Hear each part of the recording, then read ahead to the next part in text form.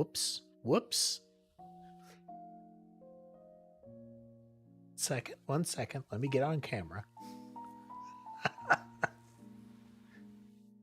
This is today's scuff, and it will be the only scuff forever. Ever and ever.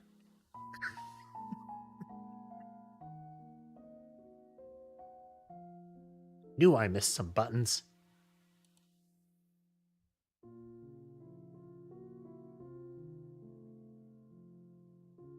There we go. There we go. Okay. Welcome, everyone. Welcome. Oh, dear.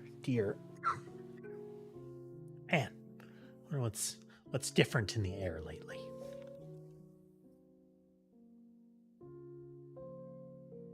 Something. May have gotten distracted discussing regional contractions. If you know, you know. Oddly, you know is actually one of the kinds that I was... Okay, well, let's actually talk about that. Apparently trending on Blue Sky was discussions about the term y'all. Often spelled Y''ALL and described as a contraction of you and all. Though it's not just you all, it can be used in any like scenario where that or something like that works. And that's why I think it's less of a contraction and more a word. You know, we're in no way denying that it is something that actually has usage in real speech, you know? More that we should stop pretending that it's a contraction and describing it in a way that isn't reflective of its actual use. It's kind of like ain't. Are, is, and not all in that sequence doesn't really work. Functionally, it works because it's not just a contraction of, it's effectively a blending of. So it doesn't, the apostrophe doesn't really tell the story. But to the point there, you know, is a blending of you and no. But we don't spell it Y''no or similar. It's you know. YA, no. But as I mentioned, language is going to language. I'm not a fan, like I said, I'm not a fan of the way people try to describe it. But I've been around folks where that's what you say. That's part of the pattern of speech in that area. It's you know, it is not more or less proper. It is not better or worse. It's a word. But yeah, it looks awkward having, you know, learned the contraction version of it, the Y''all, but it's as much a word as any of the other mutated contractions that we've had. Like I said, you know.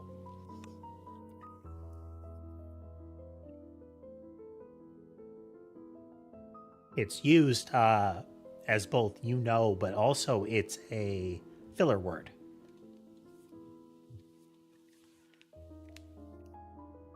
These are the tangents I get on inevitably right before stream is supposed to start, and they distract me. But it's a good time. It's a good time. Words like that and kind of adjacent things are always fun to learn about. And it's also fun to learn about them when it doesn't turn out that they have racist origins.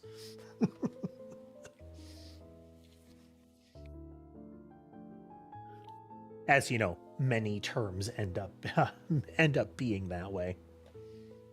Let's see. Let's check in with the kitties real quick. See if there's somewhere else we should aim the camera. We've got Mason, Sky, and Sammy on the bed. Ember is managing to claim her spot. Molly in hers. Oh, and Sherbet's in the other little cat hutch. There's a little cat bed to the left of me and to the right of me. Molly tends to like the one to the right, and Sherbet will use the one to the left, though Molly will use that one as well. Molly will take anybody's spot. And she doesn't necessarily care if there's already somebody there when she goes to take it. Oh. But did you know Vampire Survivors dropped some new DLC today? It's like Legacy of Bloodspell, which is a continuation or an addition to the Moonspell content, it would seem. Let's see here. Can we see them amidst the pile? Contra, Among Us. This is Lake Foscari, I think. This is Moonspell.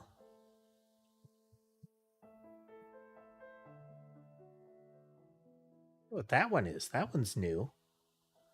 This one, I don't recognize either. But yeah, it's Vampire Survivors today. Because we are continuing the trend of I don't really want to think much.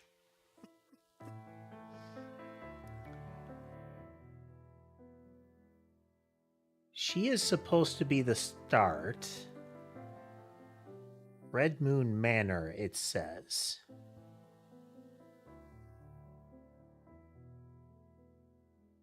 So where were the others? I think these are the Moonspell folks.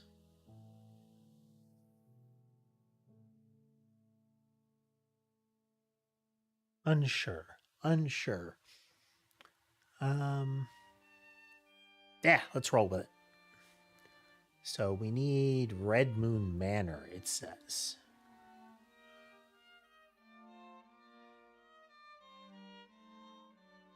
Okay, Lyceum was something that was in the last patch. Rella, Moonspell, Red Moon Manor. There we go. Mythical place sought by the vile Blood Moon clan, said to hide terrible secrets.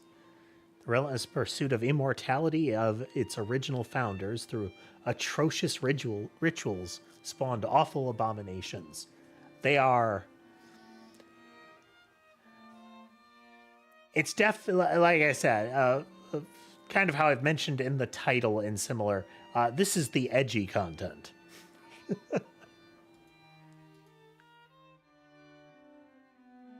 Let us make sure we get the music shuffled here.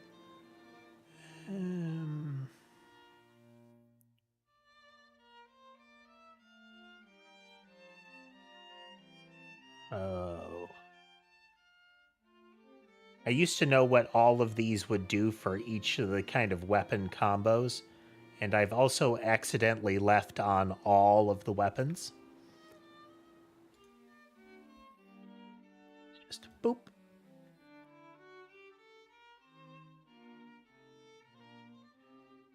This character starts with a healing weapon, which is, and decent recovery, which means the healing pulse effect, the damage from healing, is pretty effective for them. But no, we're just going to be mostly chilling out with this game today. Should be a lot of fun. Sure,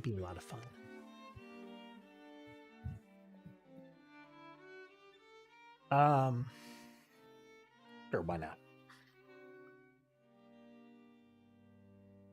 Optical Shot is a Castlevania one, and I don't remember what its marker is. I'm going to avoid the essentially the hint page. Go away, knives. Nobody likes you. for this, since the I want to at least get one playthrough of it before I just try to get the evolutions and what have you.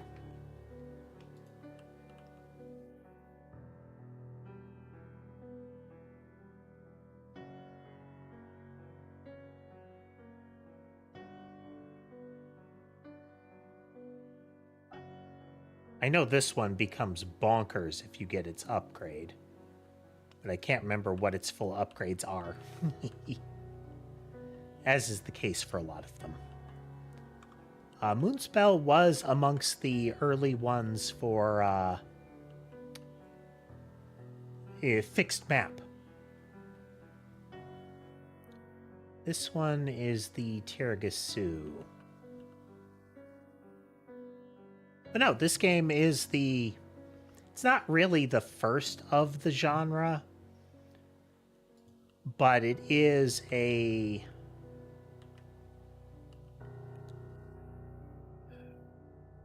effectively might as well be the thing that made the genre, the bullet heaven genre, where it is kind of you against swarms of monsters. It's not about dodging bullets or anything like that. All right, what do we got? Got our map up north, and then we have a coffin up left that way.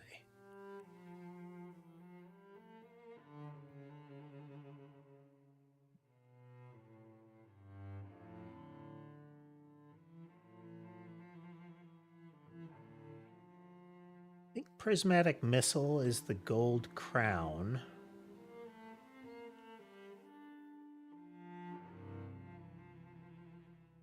The red sword is just it levels up a whole bunch.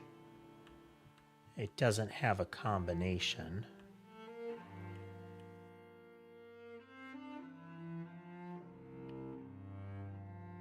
Subsequent runs, I'll definitely reduce the item pool down to the particular to the moon spell and blood spell stuff.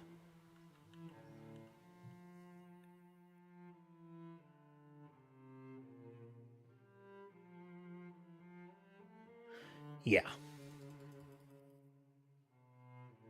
So like Castlevania, like a lot of them, this one has a fixed map. It is not just a kind of infinite scroll to the side type. I think we need to get in there. Though there is like a hedge maze over here. And something down there in like a graveyard, maybe?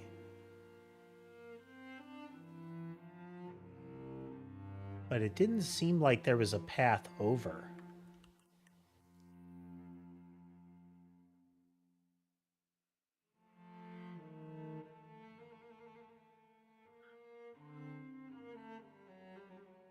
Vampire Survivors, I'm still looking at as much... I've started looking at more and more information I can find about just how some of these things were developed and what they're doing. I found some content on what I think it's Megabonk did. They're doing 3D content, but they put even more stuff on the screen. I believe Vampire Survivors has a cap of like 300 enemies on screen, which is definitely in the world, which feels like so few given how many things are visible right now. Hard to say.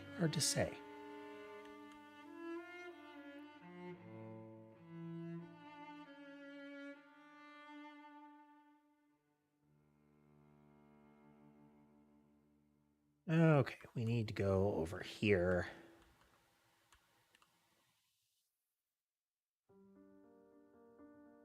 We're starting to get angry dogs appearing.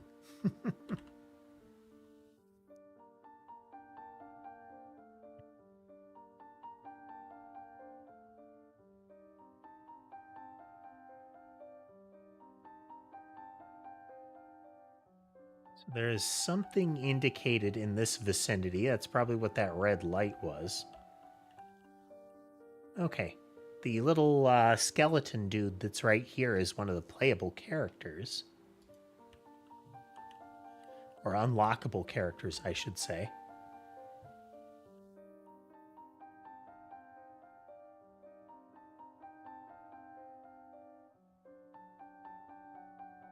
Doing this little kind of fan blade tornado thing.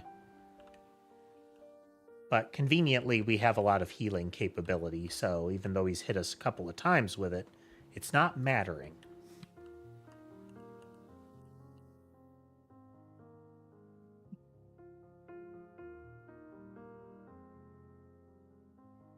I don't have the sound effects on in this game just because it gets, like, overwhelmed by the kind of click sound from picking up the items. And get kind of obnoxious.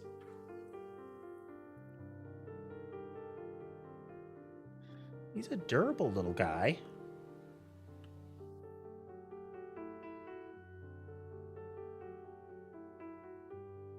So we're getting lots of points.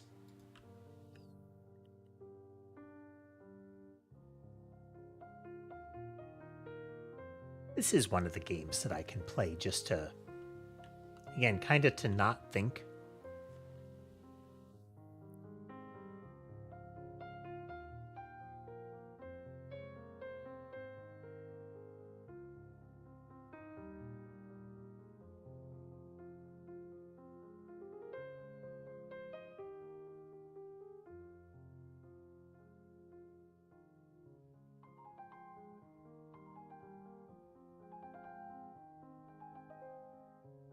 I do intend to try to keep chatting, though, so don't worry about that. This isn't really a focus situation, you know?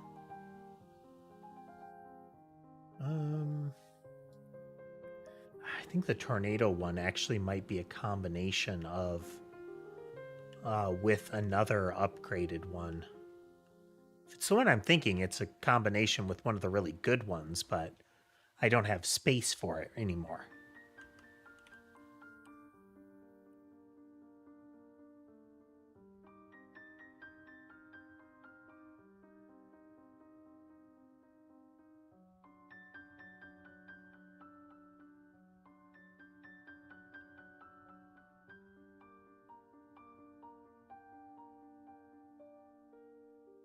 Shall persevere nonetheless.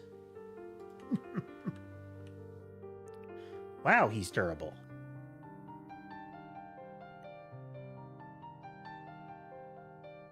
I wonder if there's something that has to be done to take him down. Can't think of any other bosses in the game that have a triggered defeat. Triggered appearance, yes.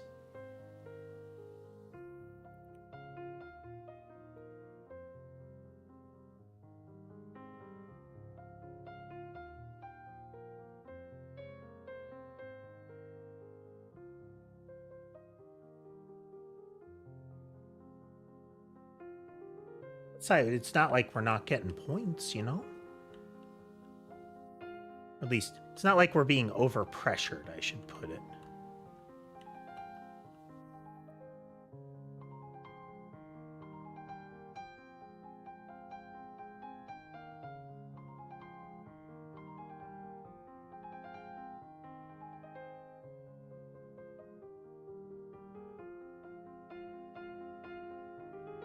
Just focus fire this guy.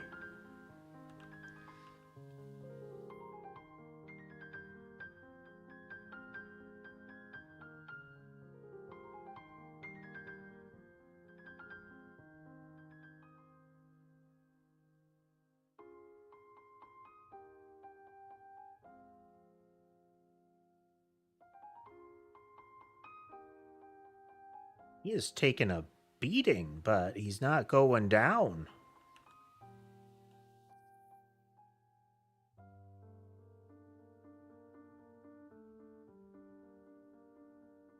recall, the moon spell and the Foscari stuff personally were some really good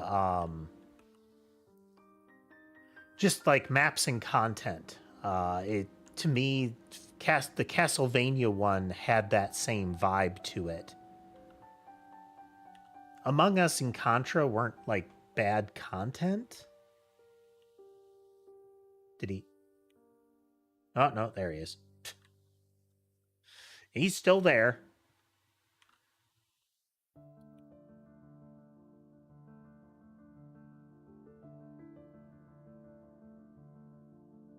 Good day though. It's a good day.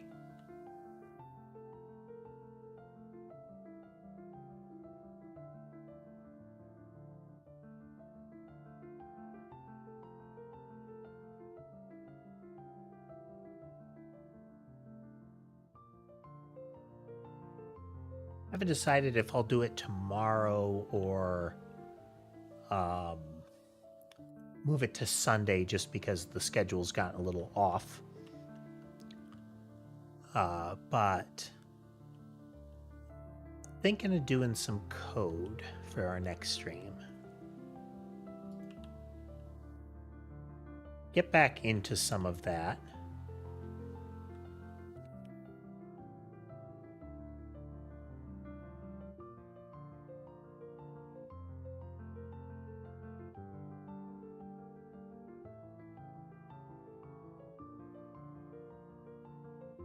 I feel like I'm missing something.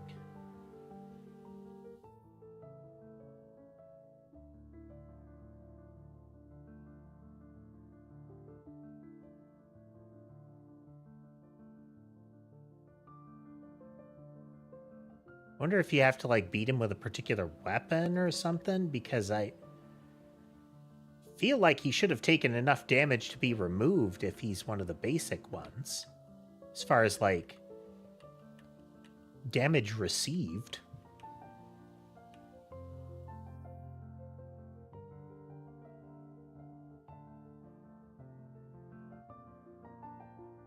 Red Sword upgrades like 3 times at least just by itself.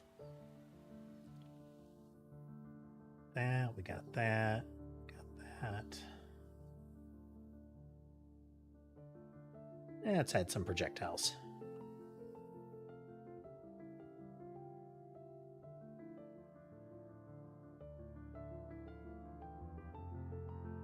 We're about at the 30% mark as far as the timer.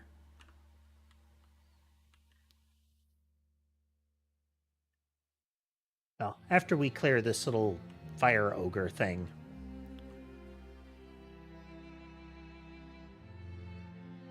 Aside from the horns, kind of remind me of the ogre from the Rankin and Bass Flight of Dragons. Anybody ever see that? Can't remember the name of the series of books that it's based off of. It is not based off of a series of books called Flight of Dragons. But it's more, the characters that are in it are named from the series, but not really. The end result was very different. Fond memories of it nonetheless.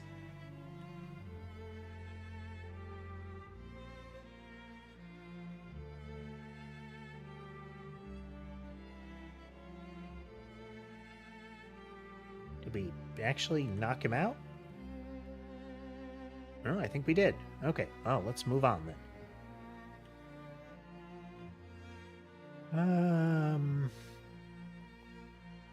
There's some sort of broken sword dealie up there. That looks promising.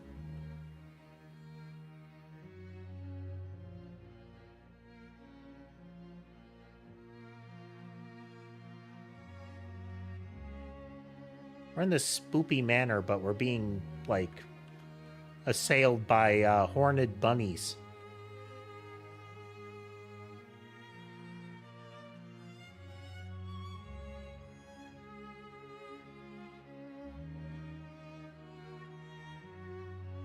And whatever that is.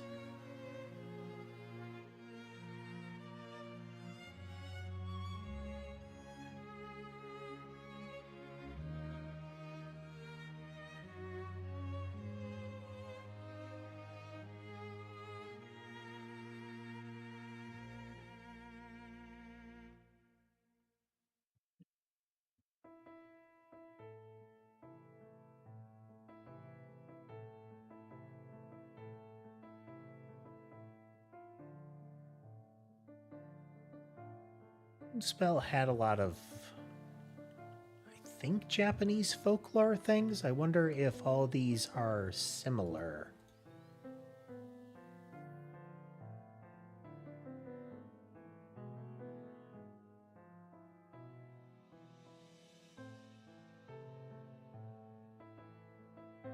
I've unlocked some of the big gun attacks here. As such, visibility will diminish.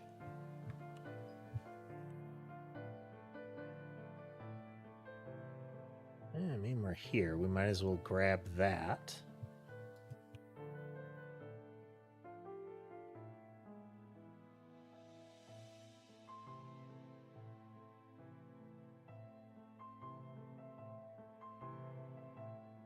Even if you don't get the upgraded version,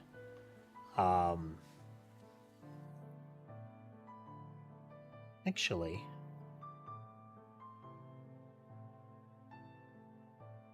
some of the Castlevania weapons have crazy upgrade paths to them.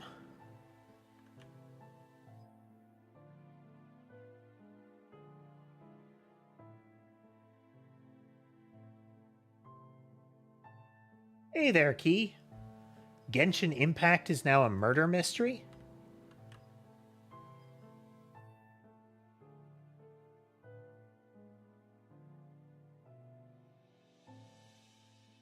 What is this you speak of?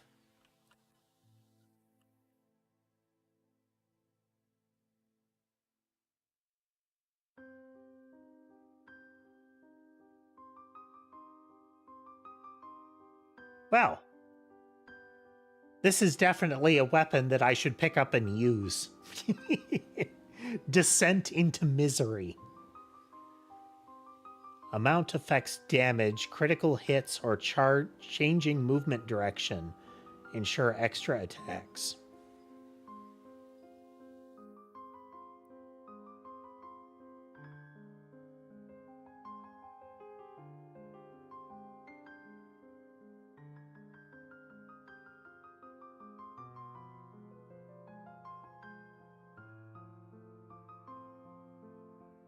Let's see here. Let's get this one down and left of us, then we'll get the one north of us.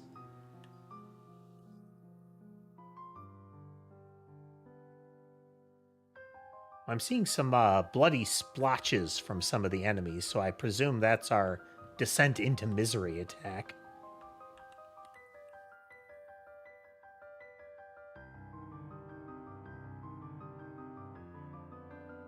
Ah, okay, I'm seeing some red slashes show up now and again. It can be hard to tell. I mean, we are playing Vampire Survivors, so stuff is happening.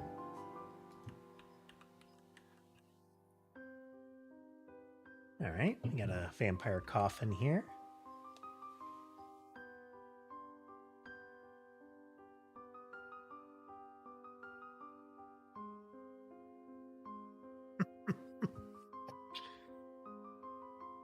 Miang Moonspell, the one we're playing, is the first character from the Moonspell expansion. I think Malice is kind of it's presented as the first character from Bloodspell here. Oh, 5-stream streak there, Key. Let me see here.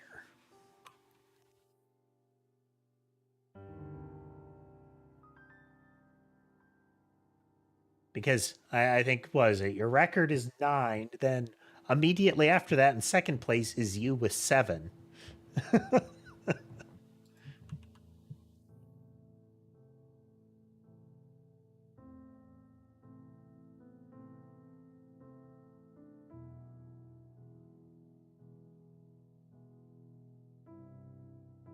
Do, do, do.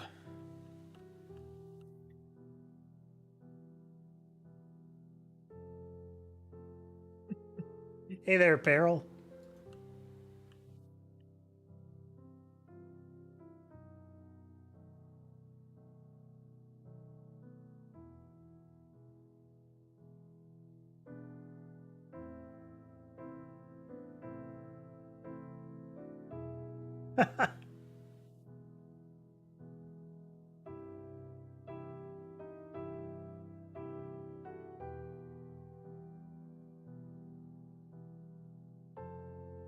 How odd that Twitch does not give your other account credit in that regard. I guess maybe it cycles it, you know? Resets the leaderboard. Which is ultimately a good practice in games with leaderboards is to periodically reset them.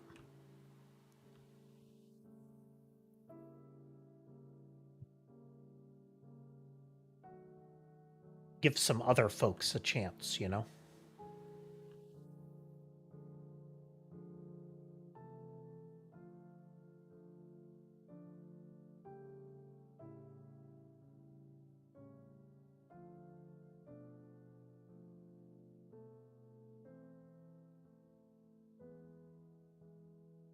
Should have taken Descent into Misery. Wonder what it combos with.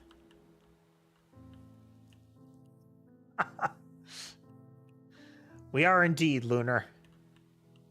We are indeed.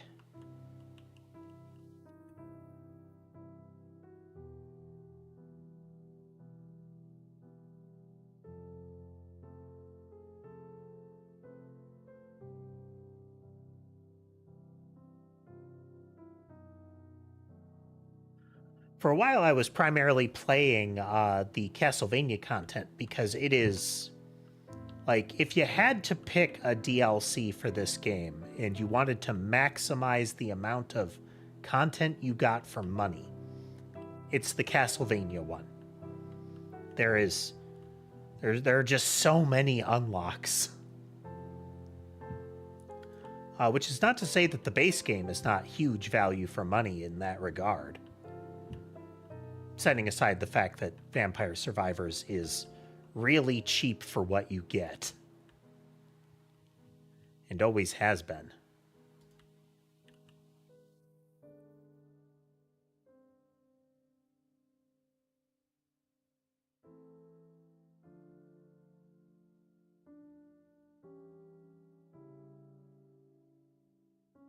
Okay, we got our upgraded primary weapon.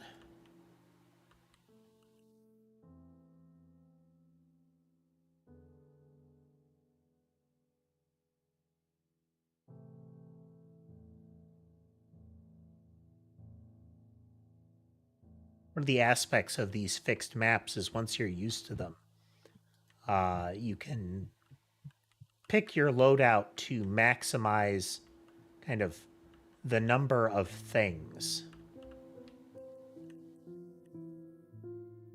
It's one of the other characters. Sargon, apparently.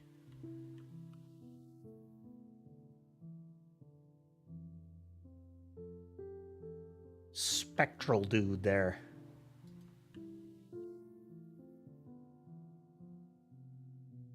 Hopefully he dies faster than the skeleton guy.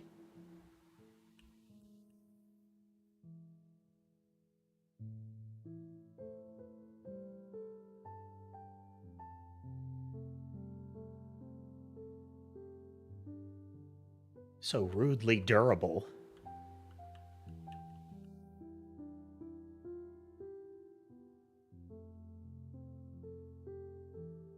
He has a bunch of like ground target AoEs going on, which makes it a little harder to just stand there and blast him.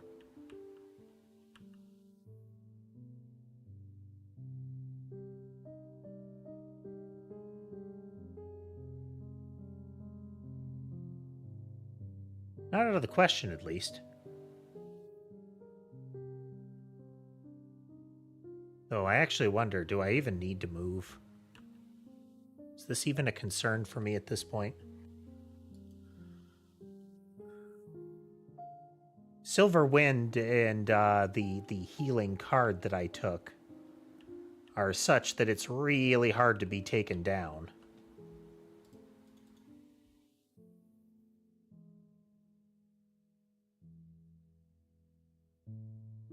Oh yeah, he's not.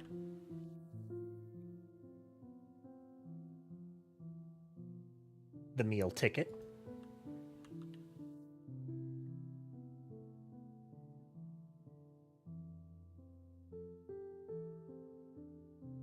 Okay.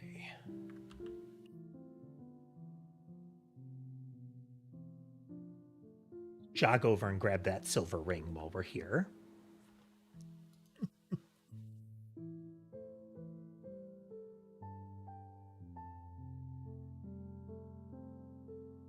Playing infinite mode on the Castlevania map is one of the ways to get that frame rate death. Vampire Survivors, the way it handles like player collision detection and the like, can break down once you get the frame rate low enough. At which point, outside of some map borders that are harder than others, you can pretty much just run wherever you want on the map.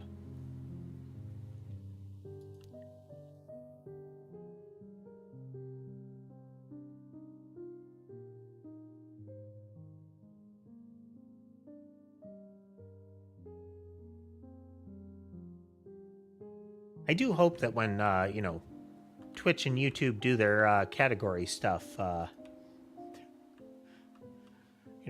are some baked-in warnings for epilepsy.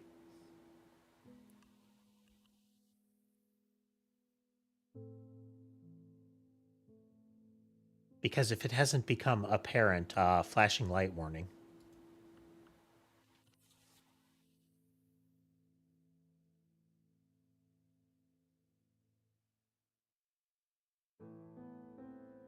All right, we take a left, and that takes us into a sort of labyrinth.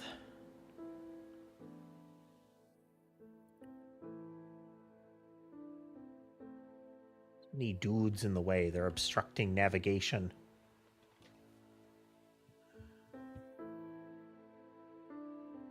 All right, we are going to go to the center of the labyrinth and see if anything happens.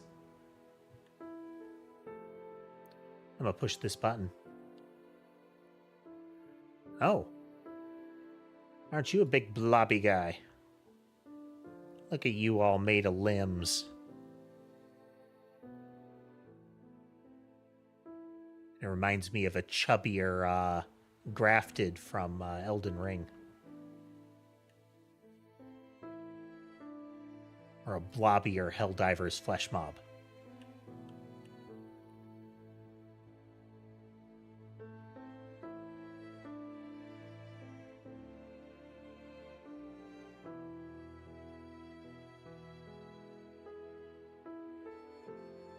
Well, I don't know if you're like a playable character unlock, but I'm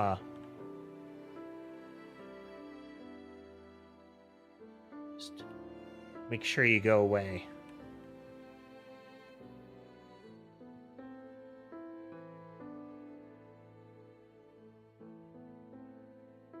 We're headed... Oh, let's go here first. This looks like a place.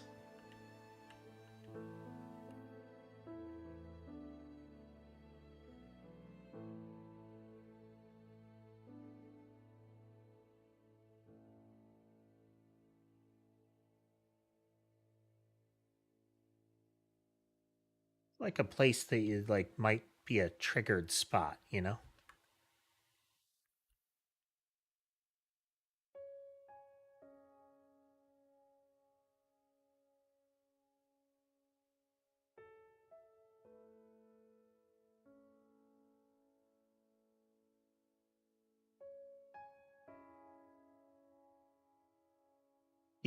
Do.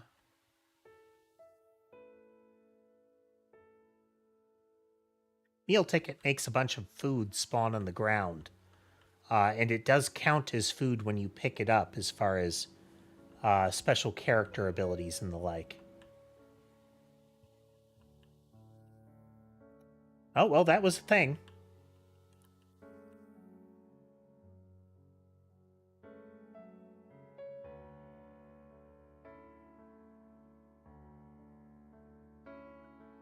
And once saw me playing and asked me why I played strange things and why my character was killing everyone if he wasn't moving.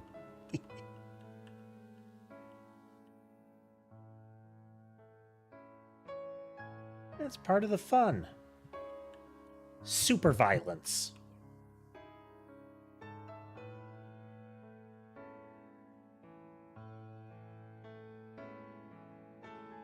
Well, I don't know why the passage isn't open, but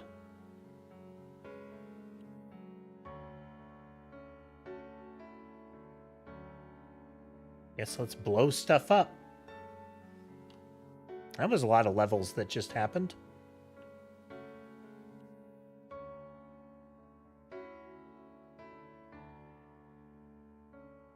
One of the things you unlock in this is limit break. And that's if everything you have is leveled up. If limit break is on, you will get kind of micro level ups on your weapons. And that happens indefinitely.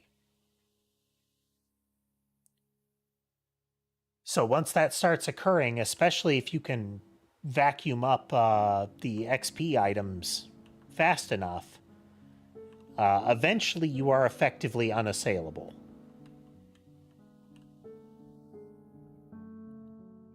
And you start to get attacks that cover the entire screen every single time.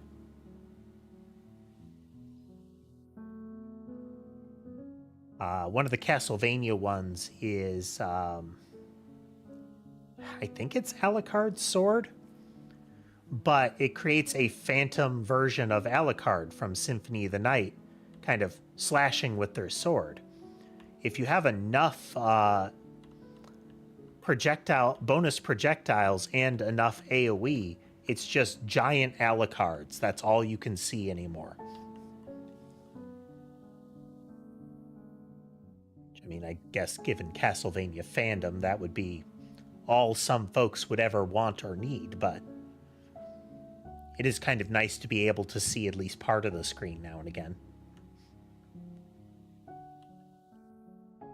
Man, Blobby Guy is pretty durable.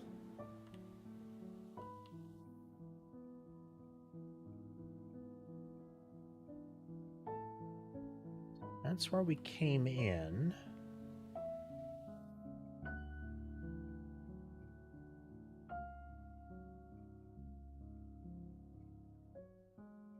Oh, the door's open now. Okay.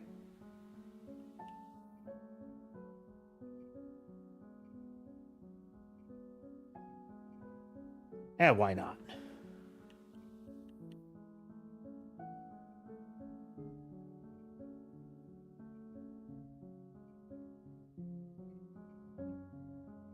At the moment, our biggest threat is not the actual enemies, it is the fact that when they spawn in, they shove each other.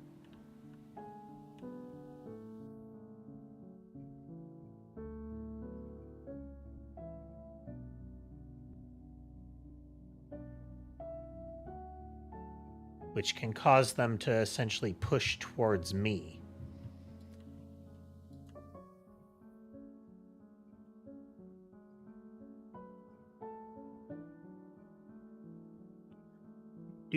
Do.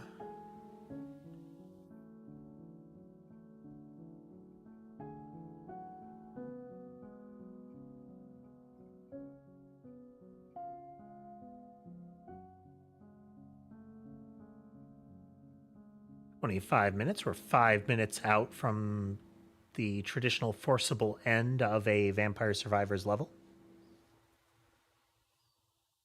I don't have the items that would be necessary to stop Red Death. Or at least the ones that easily stop Red Death. Again, you can get to a point where you are functionally invincible.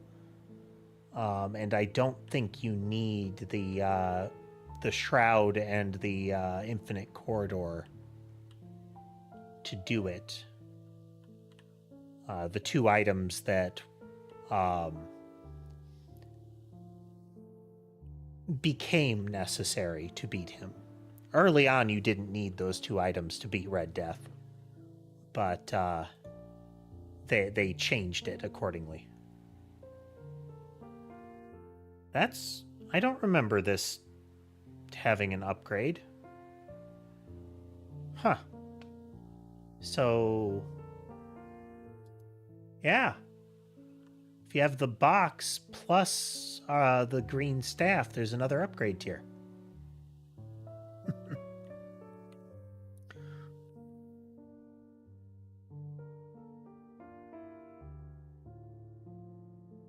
Well, thanks for swinging through either way, Jaden.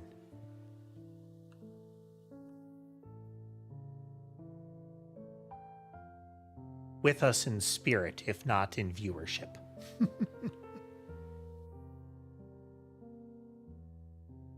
Do.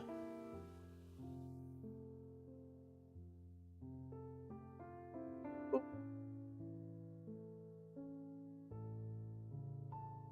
think like a mini boss spawned above us. Oh, there they go. That's what I was referring to there, is they got, whenever they're spawning, they're kind of pushing in.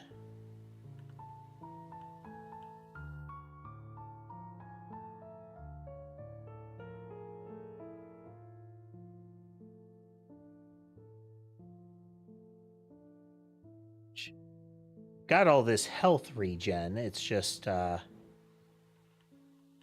direct contact with an enemy is a lot of damage.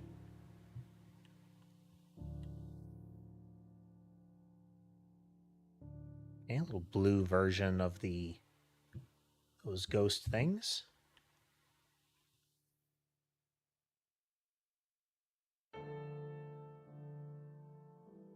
Out of the way, out of the way.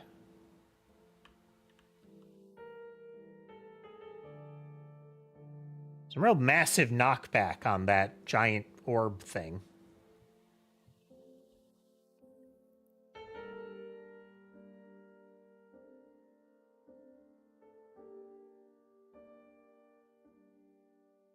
Ah, my spine.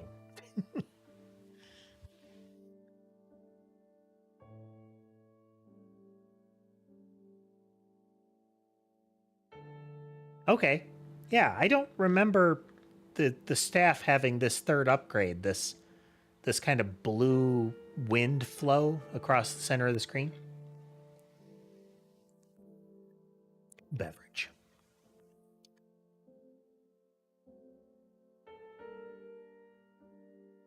Oh, hi there.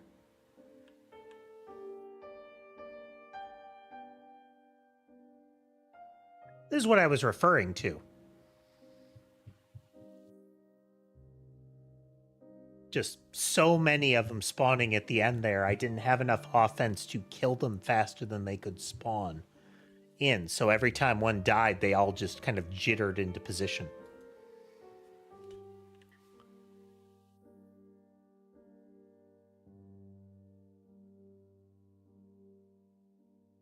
I have a lot of revives, so...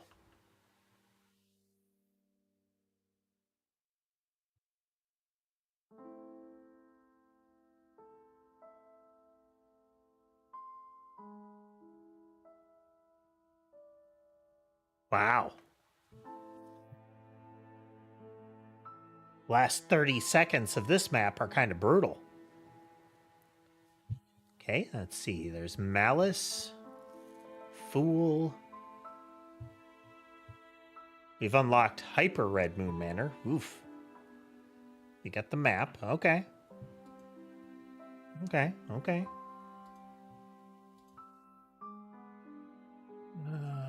Let's see here. Collection. Unseal everything. And we are going to clear out all of the base weapons.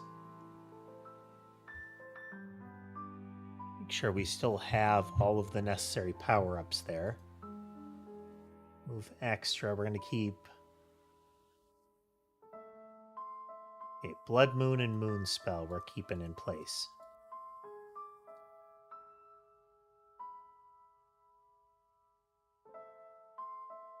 Yeah, whole bunch of good new stuff.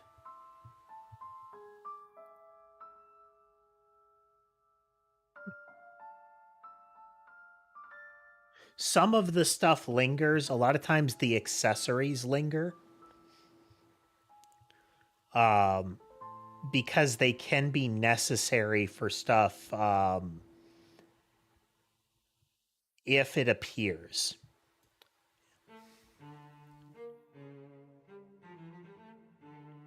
And there are various ways they can just, show themselves, let's say. Malice Blood Moon, let's see. Gains recovery every 4 levels. Retaliation, critical HP, last breath, and when revives, triggers a wide area blood hex. Okay.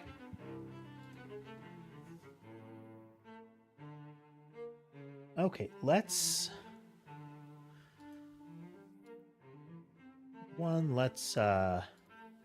remember which one of these I like. This one can let you get out of control. We are going to pause that. We're going to see what the actual music of this level is.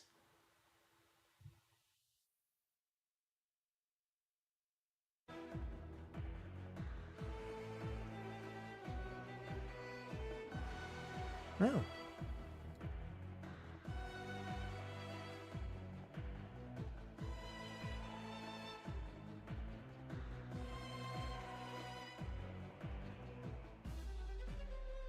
Okay, we are very much encouraged to look for stuff that allows us to cause retaliations to happen.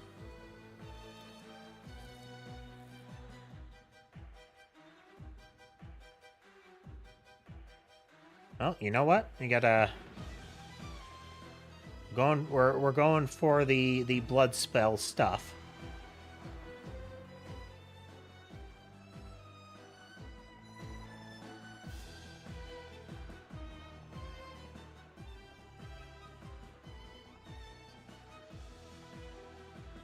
I'm gonna grab armor since that is retaliation associated.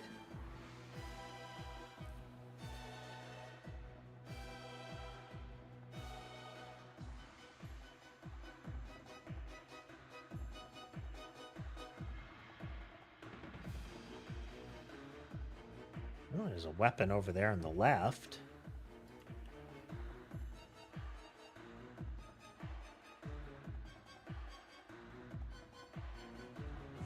Her default weapon is those little raining down red spikes.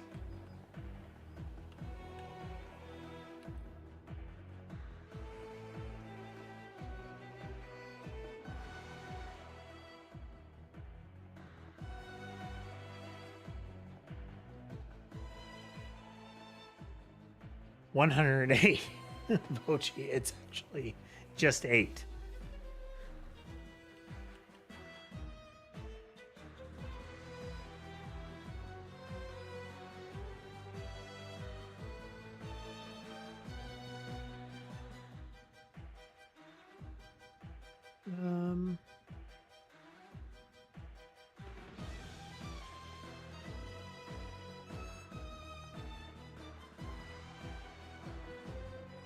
All right, onward.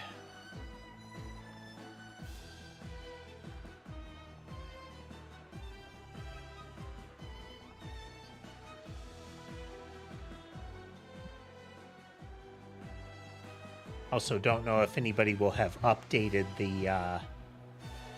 the combo guides on the weapons yet.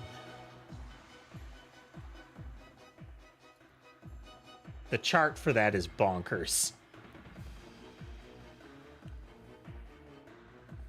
Especially the Castlevania stuff, where it can be you need like one at least one upgraded weapon, if not 2, in order to upgrade to another tier. Oh. Okay. There's something about how you defeat these guys to do something because we still have... Oh, no, that's just a boss trigger marker, I think.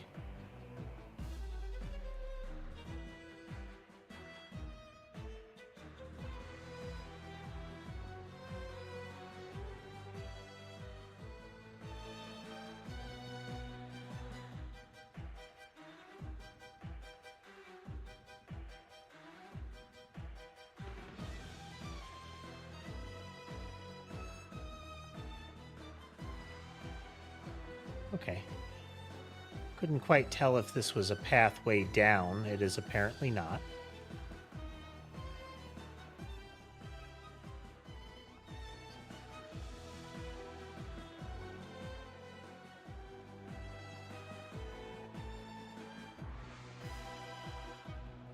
But in order to avoid trial and error, probably with the next route, we'll take a look and see if we've got information about what the combos are.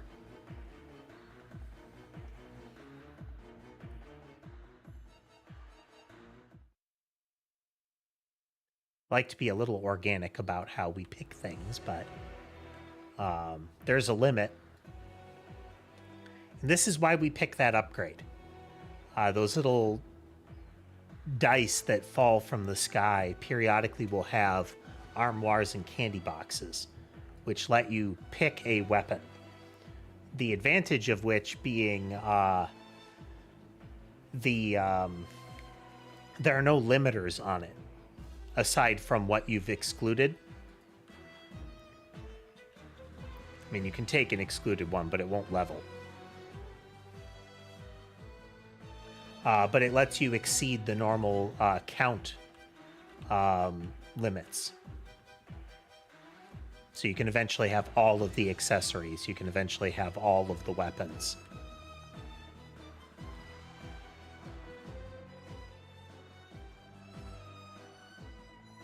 You know, given enough time. No, might as well take the Mirage Robe right now. We've got its upgrade item.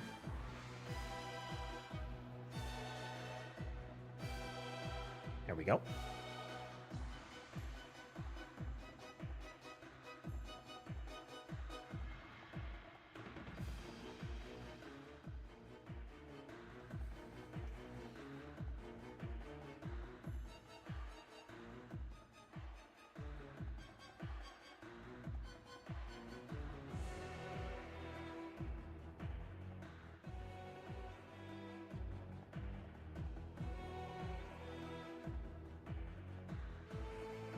Sometimes the objectives are like defeat a boss really quick or use a particular weapon. One of the things for the I think it was the Saga Frontier stuff. There are a couple that are like beat this boss with this character or with this weapon kind of stuff.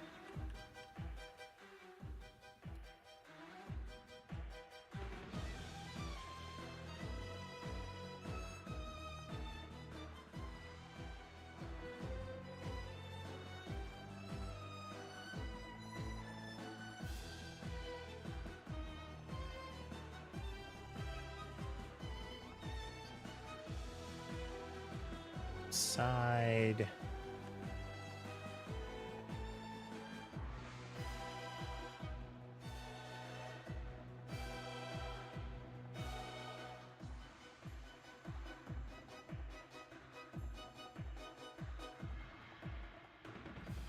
Got some good weapons, but without knowing the combos for some of the new ones, we will kind of power cap on them.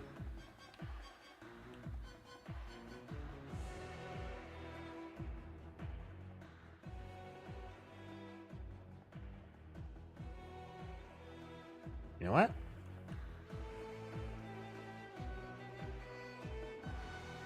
I mean, we did effectively sabotage ourselves last time by taking the Torone's box and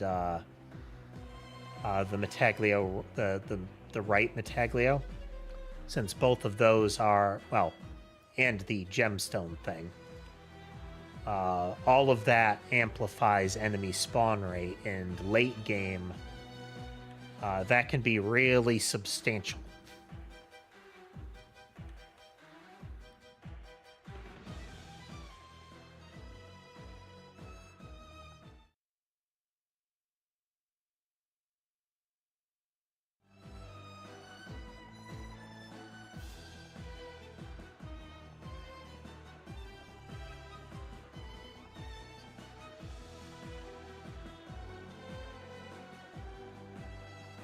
Yeah. We've already gotten ourselves power crept here. Not good.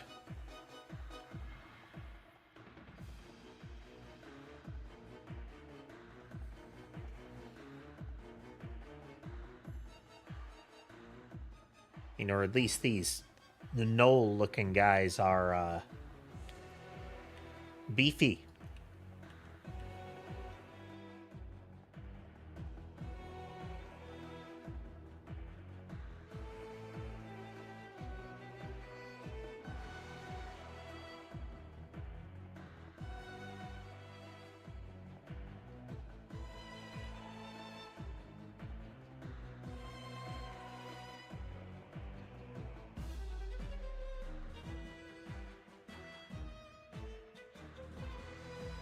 Fountain.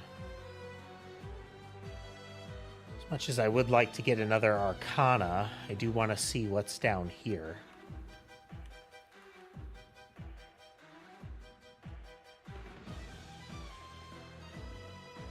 And it's just the knoll things. Everything else is dying pretty swiftly. Not uncommon. Some of the waves of enemies are meatier than others.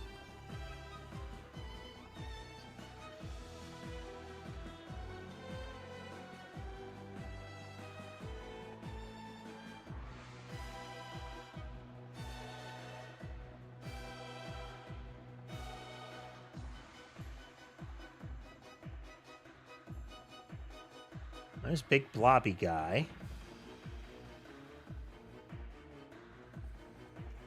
Some sort of triggered event in here.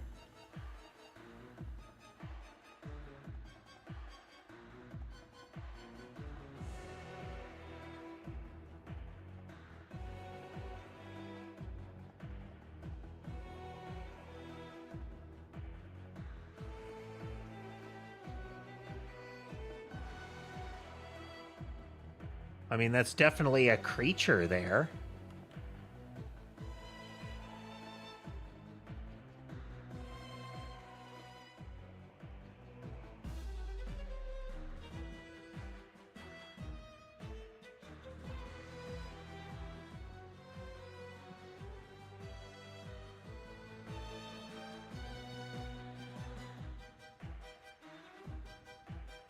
Okay.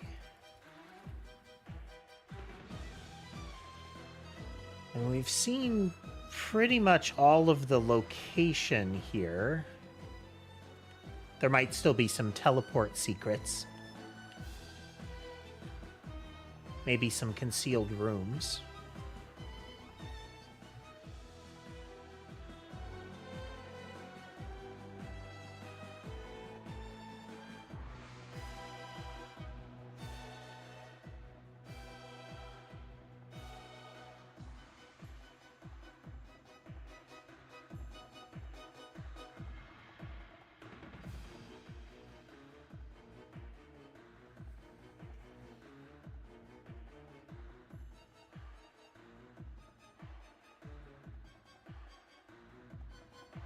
One of them is the Spellbinder that we need to level.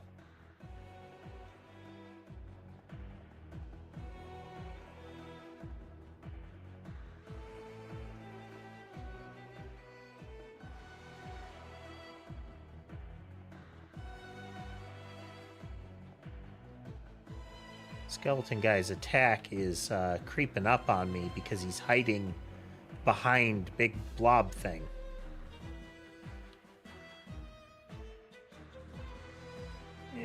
already having enough trouble. We don't need the gold ring.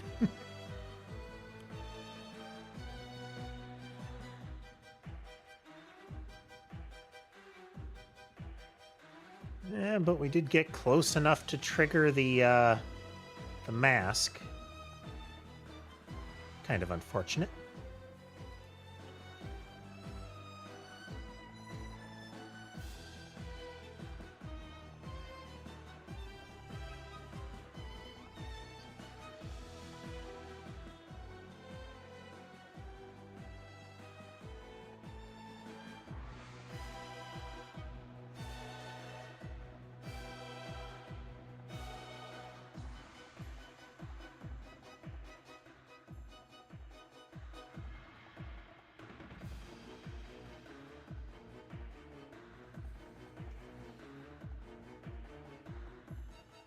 Can't risk touching the mask, it'll rip me up.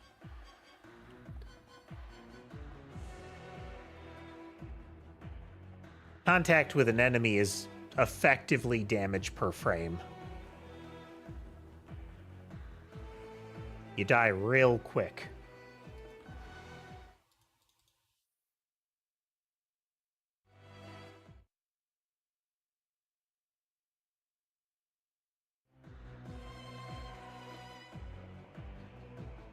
There are a couple of upgrades that give you, like, you know, fraction of a second iframe kind of stuff.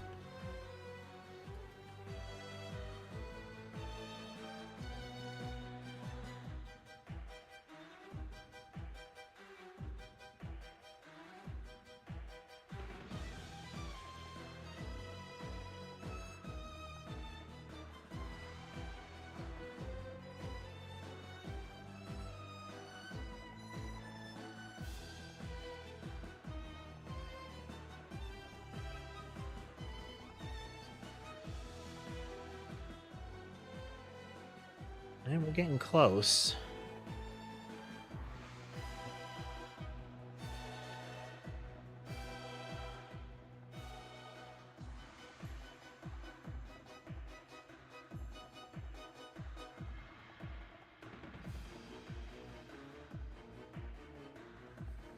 The cursed sword gives me kind of, well, one, I have to assume that the cursed sword, like every other item that is described as cursed in this game, that it amplifies monster spawn rate. Even if it doesn't tell us the stats that it's adding to. Okay, we're gonna hang a left.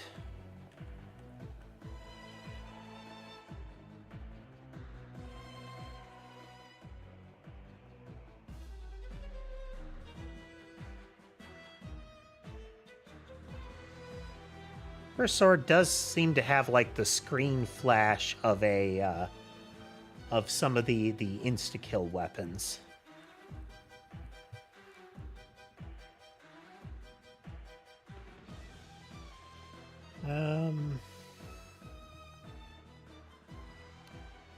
Spinach.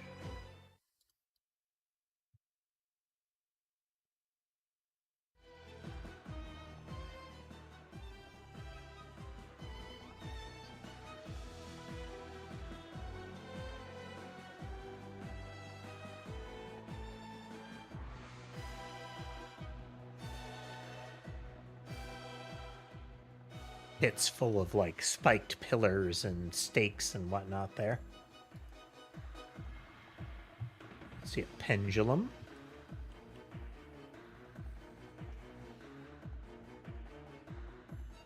This is a door, I think. Yep. A lot of the secret doors are on a layer above at a particular position, so enemies will reveal them if you're paying attention.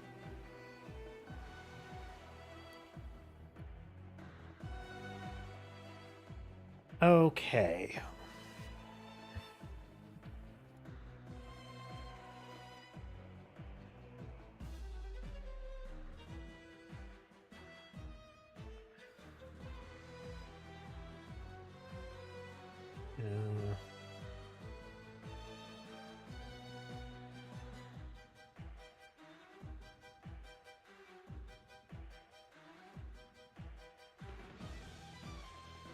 Greed base damage. What's my greed value? Just basic greed value.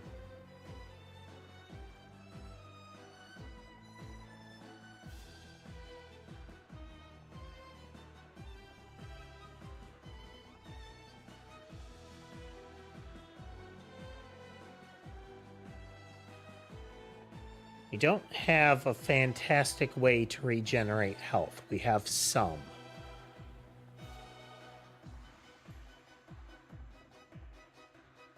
This right here, food pickups grant cumulative bonus to random stats. When I mentioned that the meal tickets, essentially projectiles, the little landmines that it drops, look like tiny food. They count as tiny food, which means hidden anathema will help you, will effectively improve your stats. It's not a lot, it's a tiny amount, but it stacks up.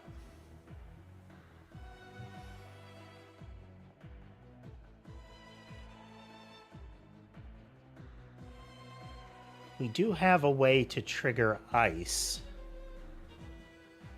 but not frequently enough.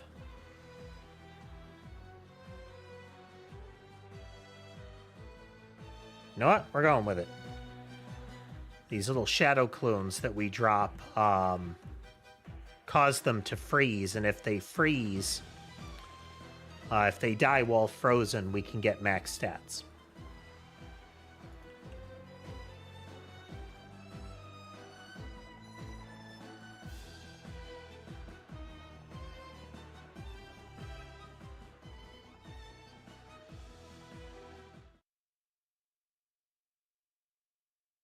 All right, well, got 4 seasons.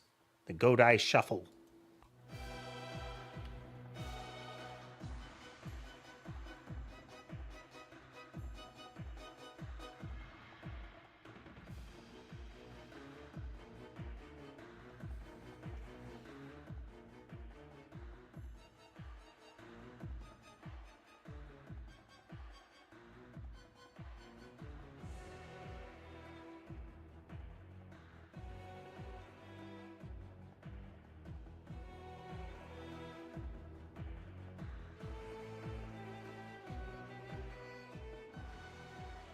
There's a bit of a frame hitch there.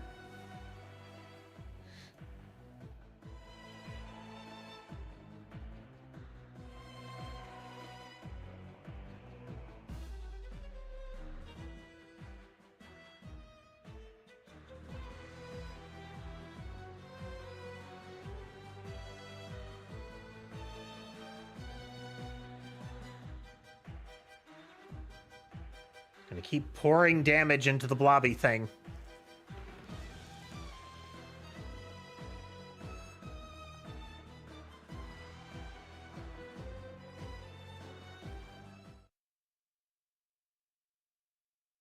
Some of those lovely max stat upgrades.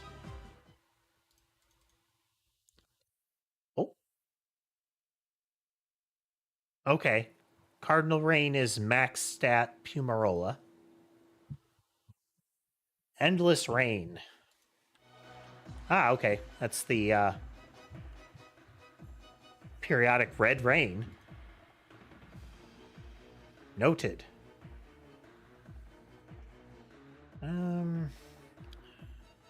This does self-damage. So risky.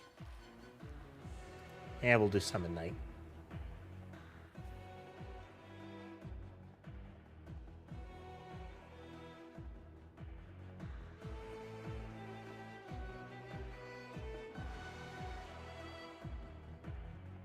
Yeah. As you progress in the game, though, okay, there's the Mirage Robe one. You start to get more and more opportunities to get stronger and stronger. And there are a lot of ways to crank up the difficulty, and it's almost entirely because you want to.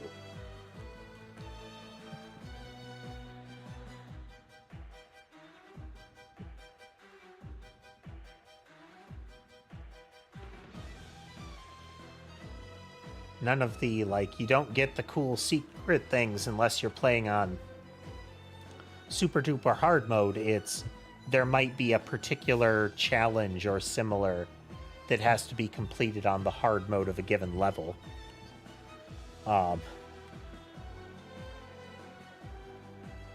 Inverted hyper mode is not common in the requirements, but it shows up. It's a tangible difference in difficulty. It's kind of like a little red hallway down here.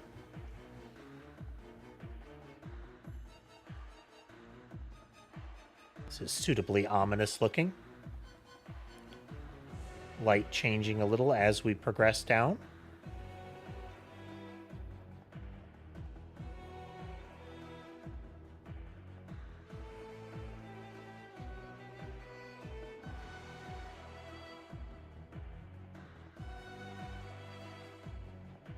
Unfortunate. The definitely just red 40 water down there does not count as a wall for the purposes of item drag. If something lands in a wall, then it will slowly drift towards the player to be outside of the wall. But since the water there did not count as a wall by itself, as soon as the item was over the water, it stopped moving.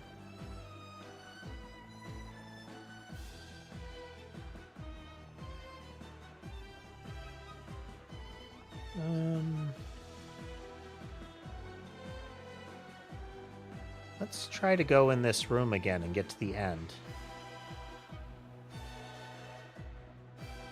Or at least let's try to get to whatever's at the end of that corridor.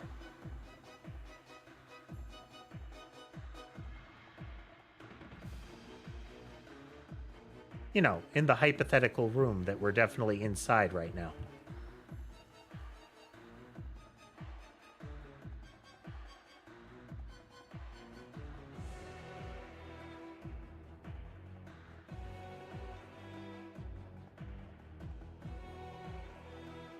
Well, we're freezing things often enough, both because we're getting a lot of the pickups from the Arcana that I have. We're not going to take the box. But also because of the upgrade to the Mirage thing, that we're getting a whole bunch of health regen and XP growth upgrades. And because we're leveling a lot and our weapons are maxed out, we're getting the limit break upgrades.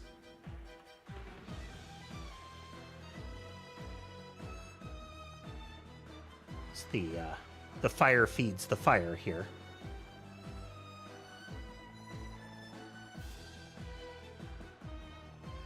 But when I talk about one of the principles in my game is I want this to be a possibility.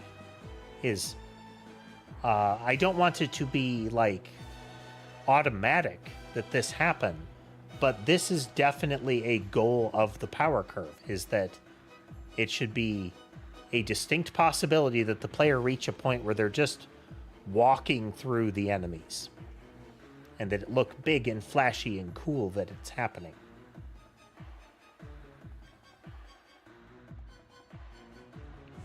Because if it always happens, it's not special. But it should always be possible that it could happen.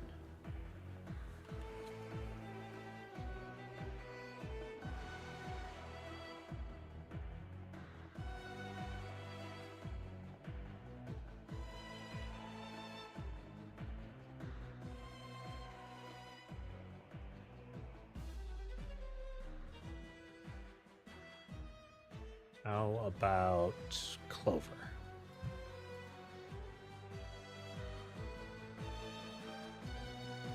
There's definitely stuff happening under all of this.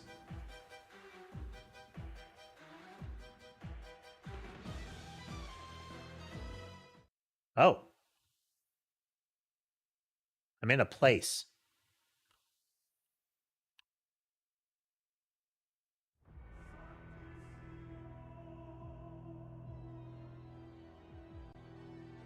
This looks like one of the unlockable dudes. Yeah.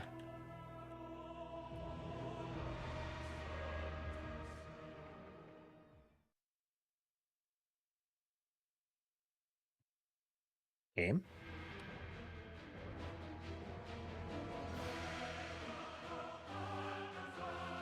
Oh. Snack.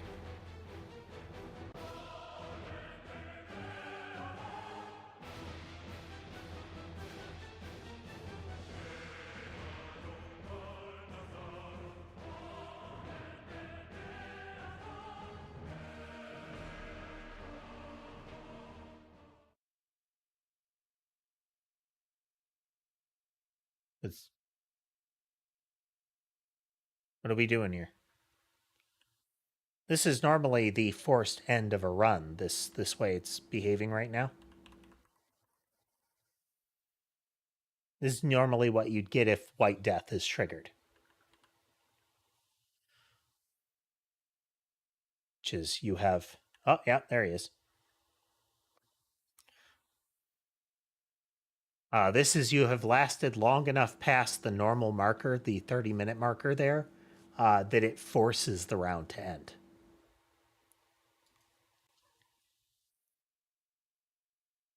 Scarlet Needle and Balthazar.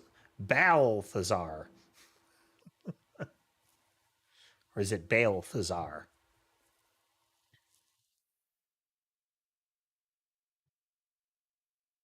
I don't know what was up with the snake and the ending there. Do you have to like can you beat the snake by avoiding the black portals? I don't know. How about Balthazar? He has a weapon we haven't seen. And we'll unlock you while we're at it.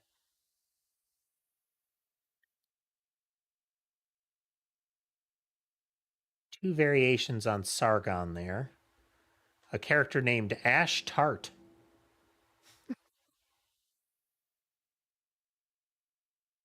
Congregation is shaped vaguely like that big blobby guy. Kujata here is shaped like that statue. I wonder if Baal Thamut here is, given its outline, I wonder if that's like, in some fashion, the snake. All right, let me check something real quick here.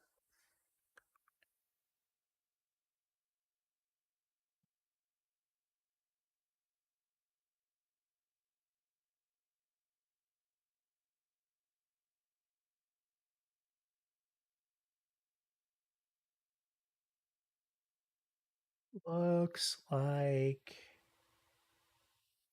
the core guide has not been updated yet. Well, that means we're going to be winging it. Such is life. So we know this is the heart to upgrade.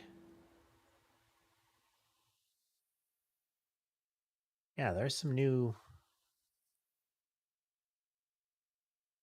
Could have sworn that I've upgraded that thing.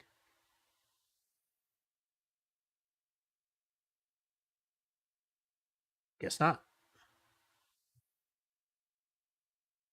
These look like progressions of the same creature based on the outline of the head.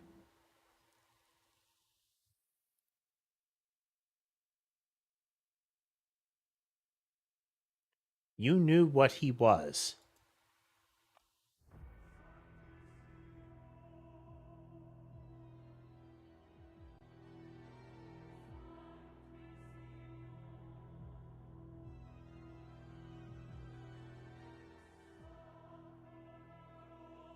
Blood. Sure.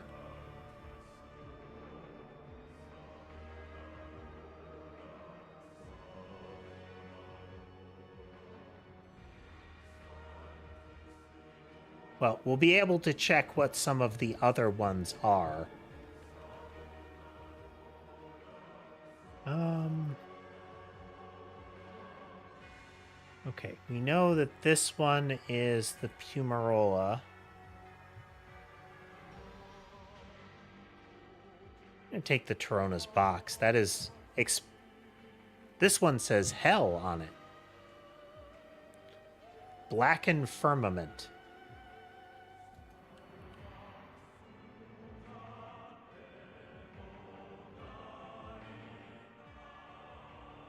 I feel like we're clearly making the right choice in our selections. I wonder if this guy has a mechanic associated with those. Like...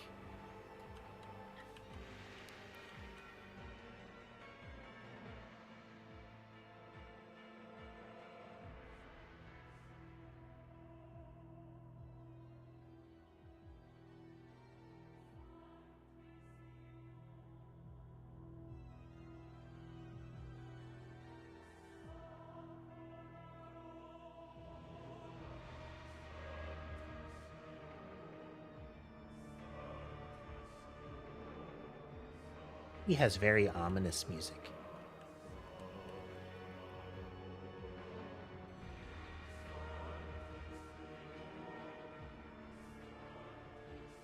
His attacks are not great at coverage, at least early on.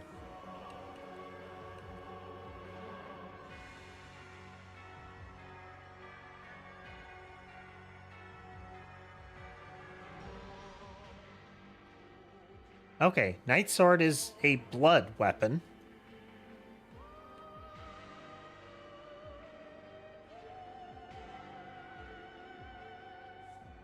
Okay. There are splatters of blood on the ground that are being picked up like pickups. I'll grab that since we want that upgrade.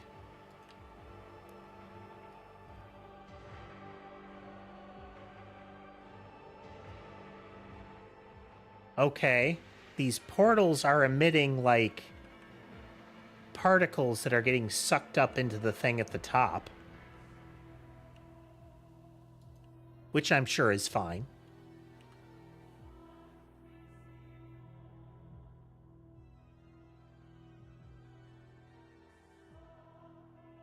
I wonder what other items count in this regard. Interesting.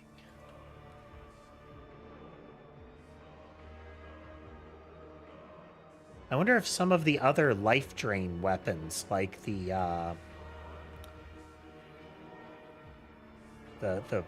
whips upgrade, the base whips upgrade path, or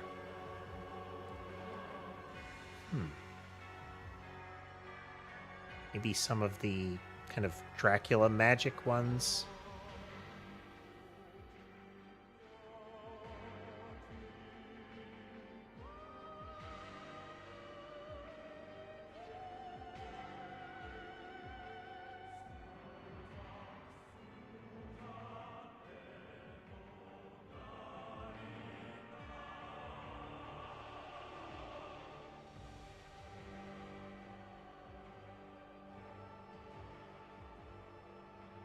Let's see, we've got the upgrade for the blood sword.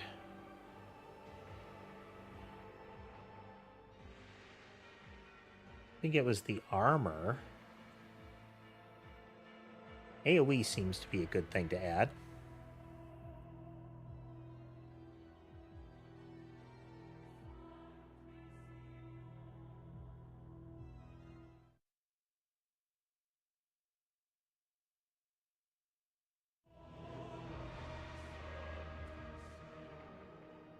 Given that we have very bad clear right now, we're just gonna stay largely in place.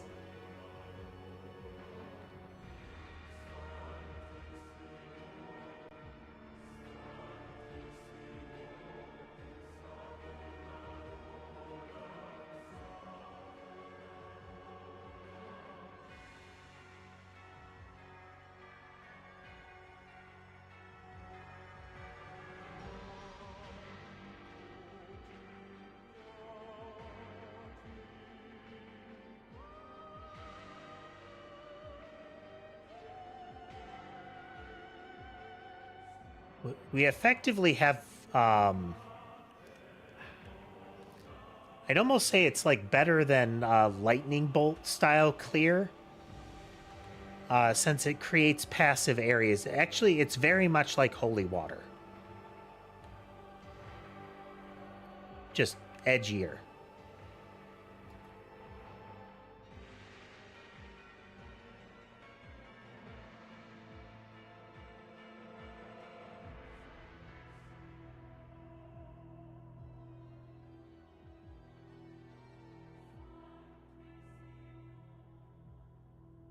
Which I guess is kind of the theme of this entire expansion so far. It's like Vampire Survivors, but edgier.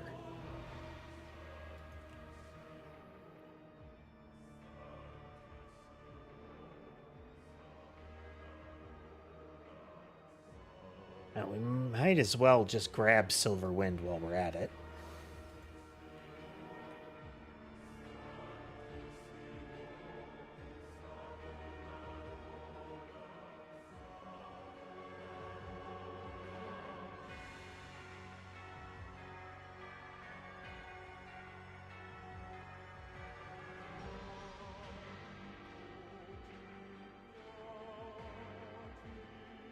You know, all of these extra pickup power-ups that I'm getting are why I like that particular arcana. It's just a big power multiplier. There's another one that's an equally good choice, I think, that creates mini bosses every so many minutes.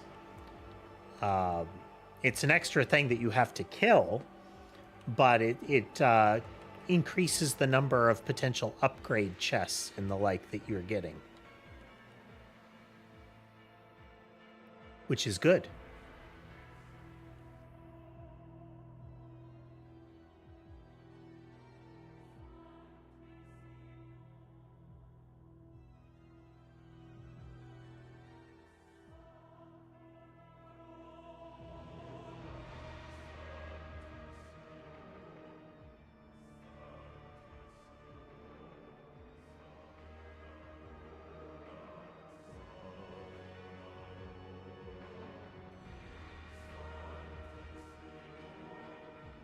Do.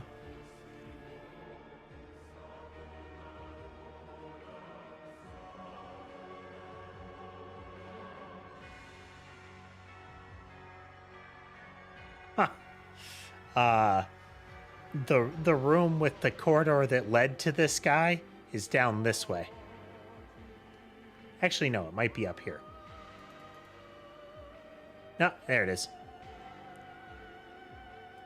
This is the corridor that leads up to that big boss fight that we were on.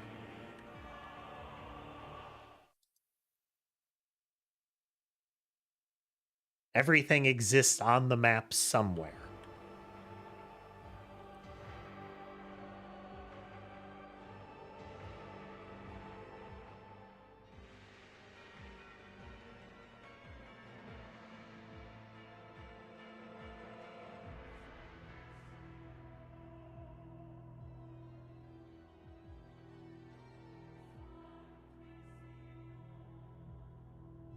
Getting a lot of... Getting levels. Just the offense on Magic Book isn't fantastic.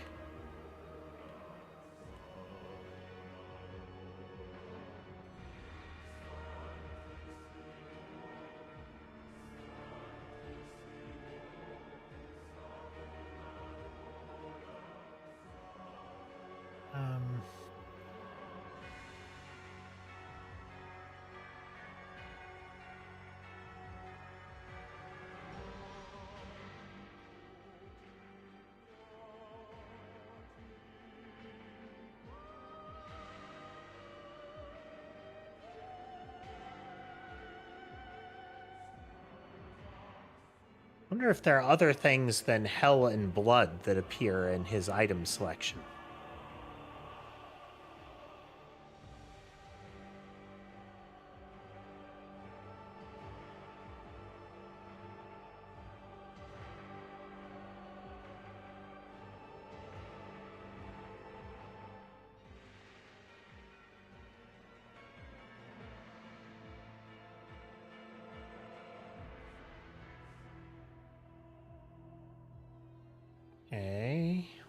else could we have? Do Hollow Heart. I don't think we tried Hollow Heart.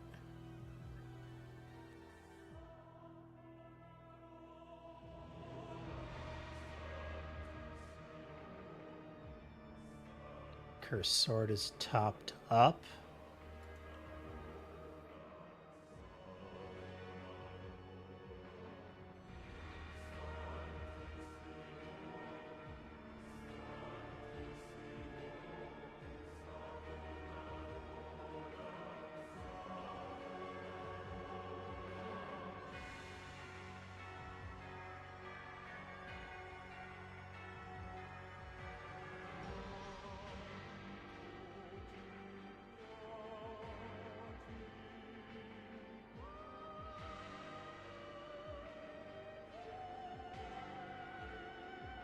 Yeah, this is another one of the games I play to just relax.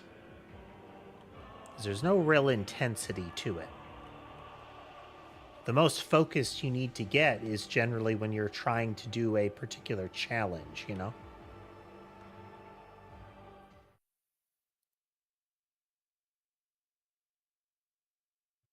Is the food dish empty, boys?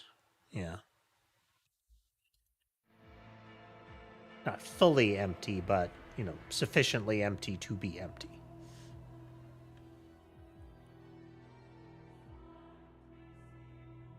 We will need to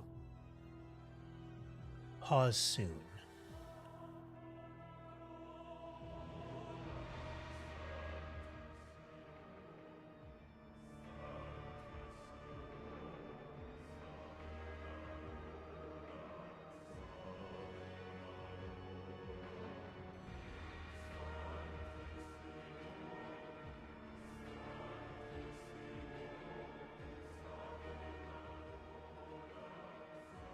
Wonder if there's something that like charges up in some fashion based on picking up all this blood as well.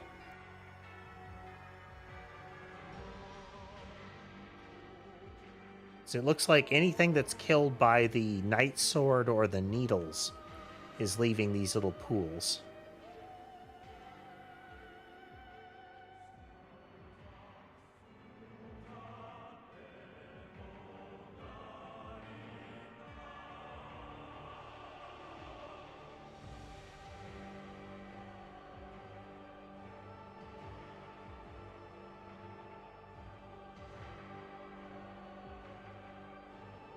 Oh. Some of those guys are just getting outright teleported away by those black portals.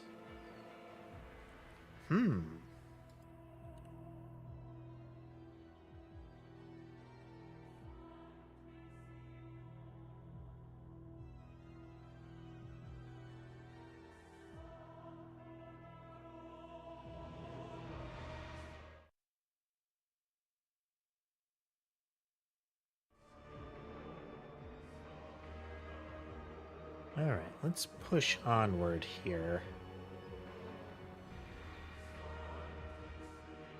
No. Let's grab the little thingy.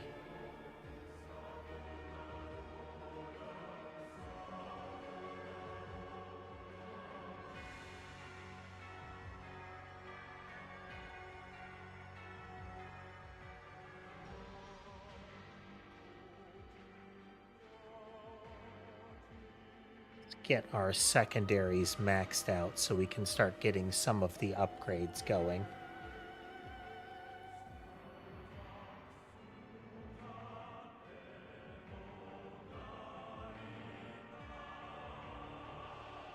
You gotta appreciate a nice classic Dark Priest character.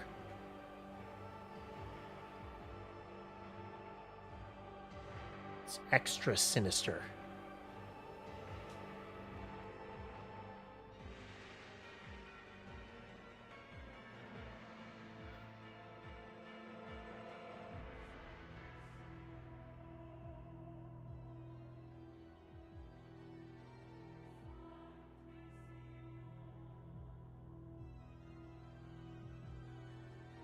I'll have to check the unlock listing as well. Sometimes just the the kind of in-game achievements can give you an idea of how to get an unlock of some kind.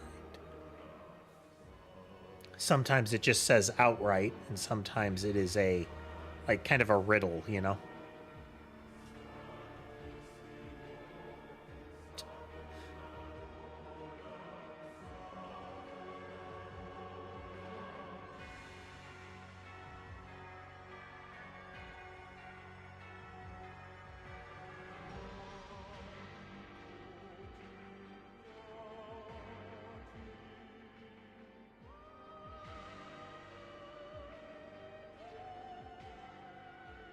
Okay.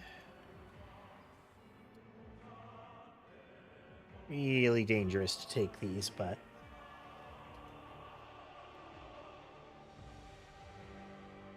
we ride.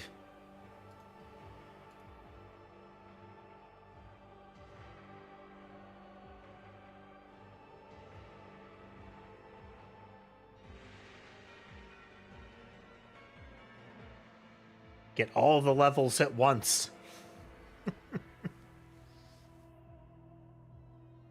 I thought we had the crown last time. Wings?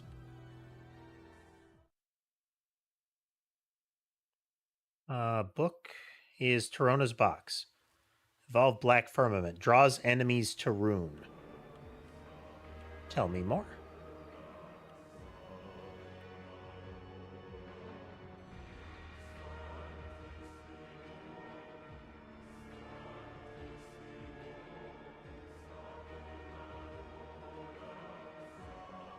I'm not seeing a tangible difference.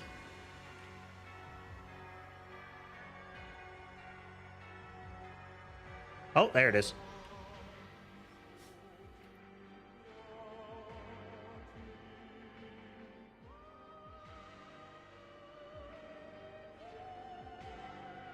All right, so periodically the big sphere from above will jump down and super kill a bunch of things for me. That's nice.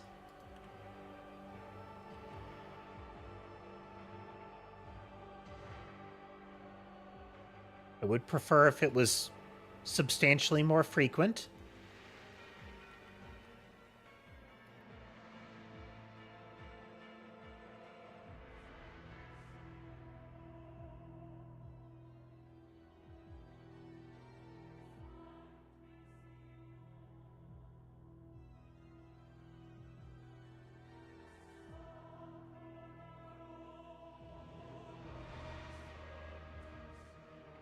What else we got? How about Summon Night?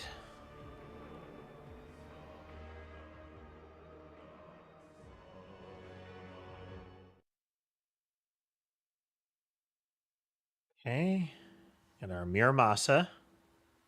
This one now has become a health draining weapon.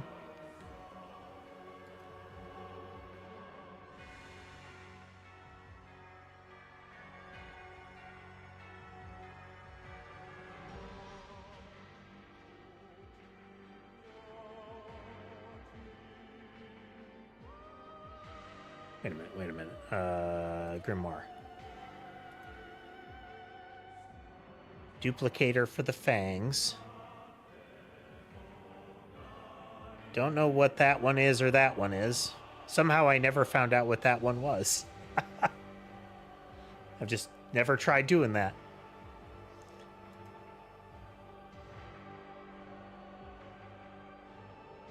Let's put Scary there.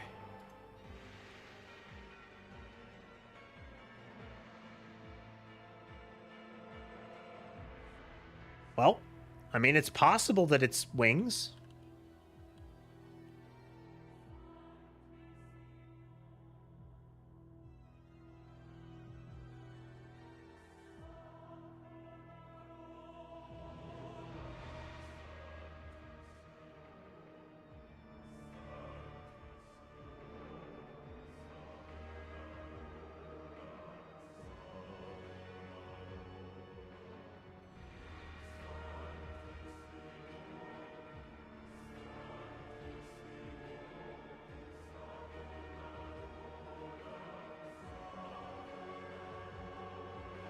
here.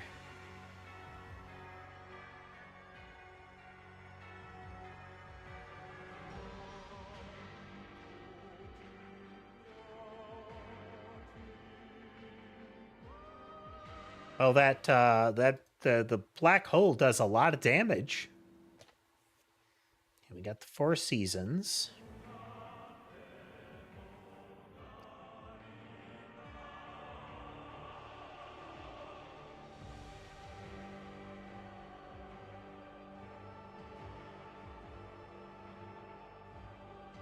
Down through here, might as well grab the attract orb. Find my mouse cursor in this mess.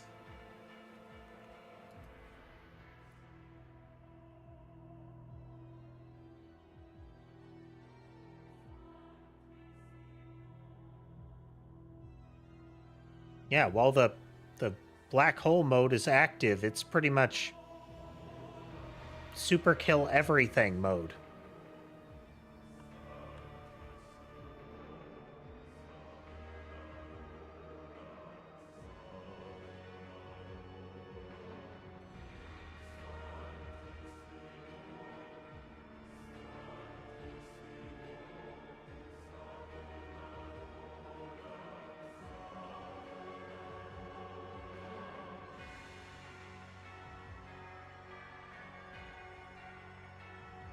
We're gonna kind of hang out. Oh, wait.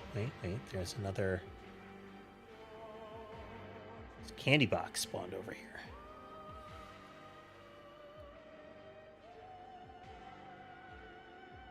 Well, the only thing we can pick is Mirage Robe.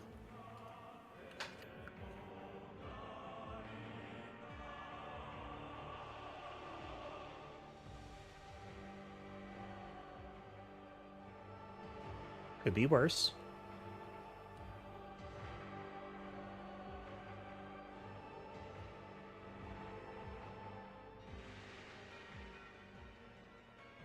All right, we need to go pretty much straight across, so we're gonna go this way.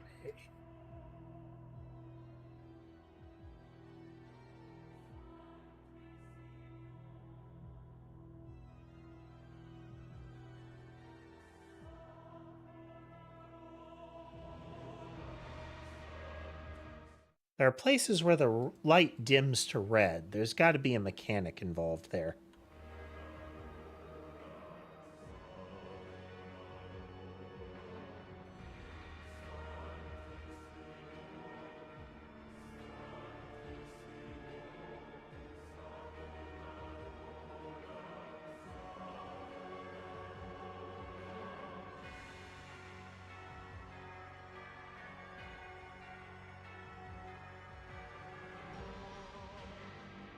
Kind of this way and to here.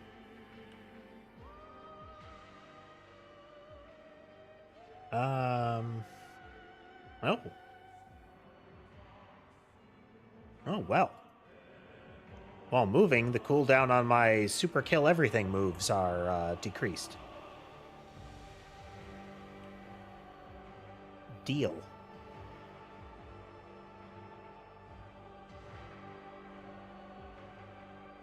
And since we are here, we're going to go over this way.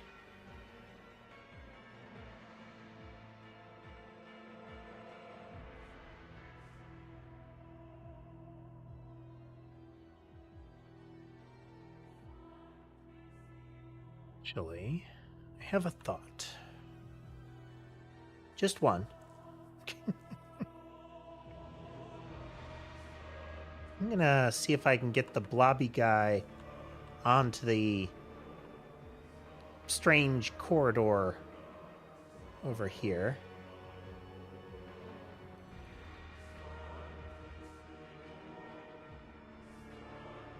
He seems to be associated with the labyrinth, and this room seems important.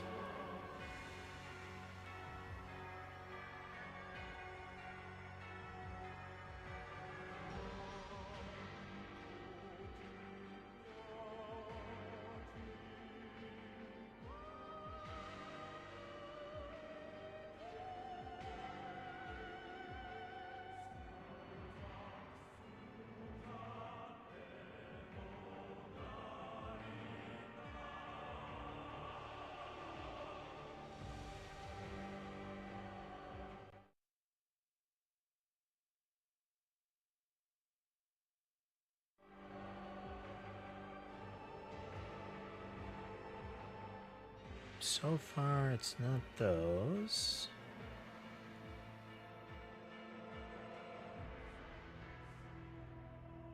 Not wings. It's not skull. It's not... I mean, it's possible that there is a new passive item.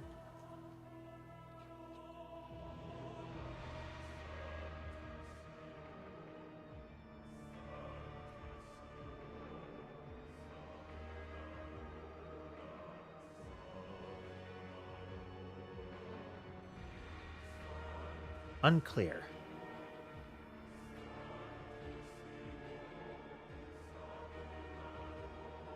Guess we'll just have to keep killing everything until we find out. But we are figuring out some of them.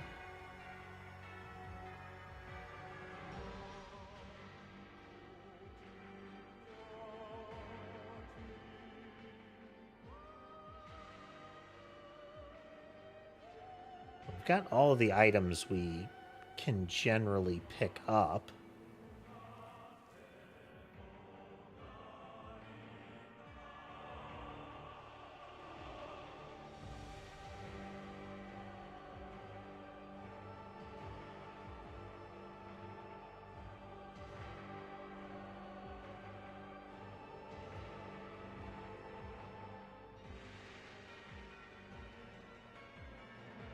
Go back over to the graveyard with the statue of the creature that is definitely an unlockable character in some fashion.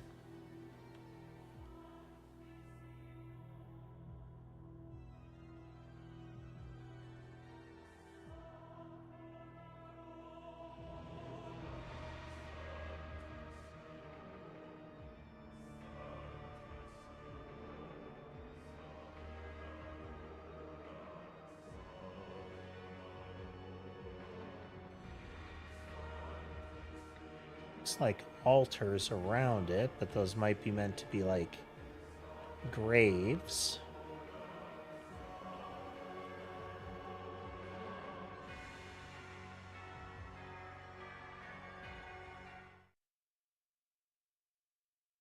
Okay, well, we've upgraded the fangs into the double bitey version.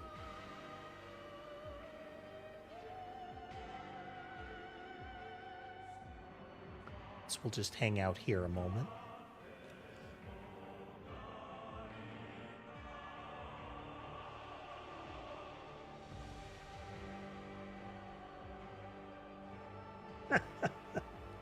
Hello, Ember. A second, let me move slightly. There we go. Come on. Come on. Oh, wait. Where'd it go?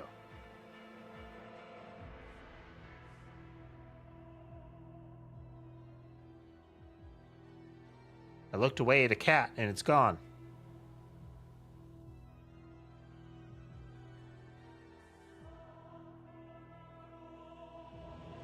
Did I guess I got him?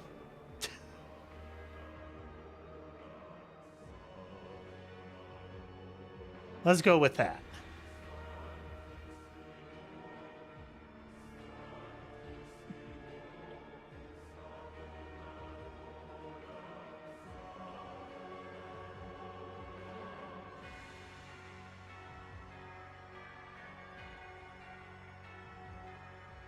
Let's see.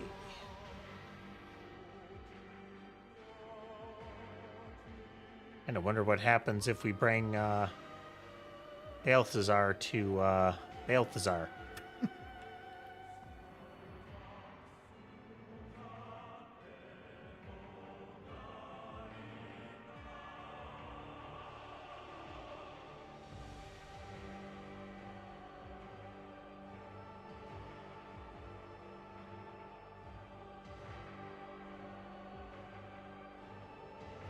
Yeah, Tragic Princess is a decent upgrade for him.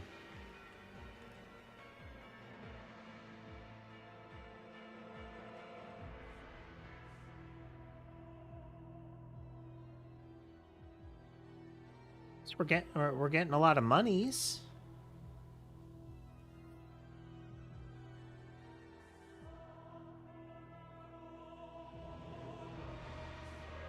This is technically good.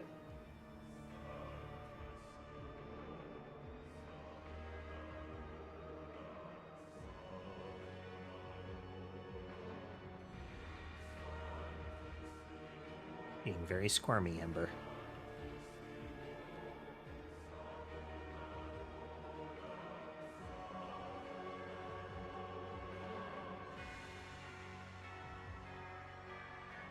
Don't worry if you can't tell what's going on. I can't see anything either.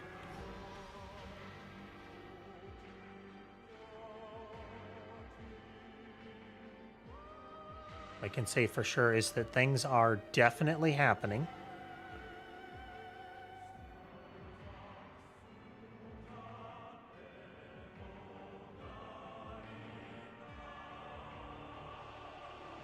Most definitely happening.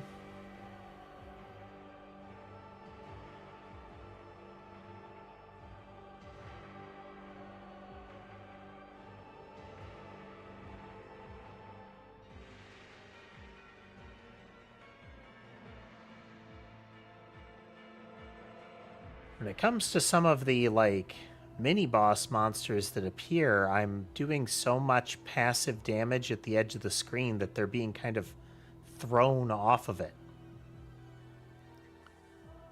So, I mean, they would take a lot more damage if they weren't being thrown out of the radius, you know?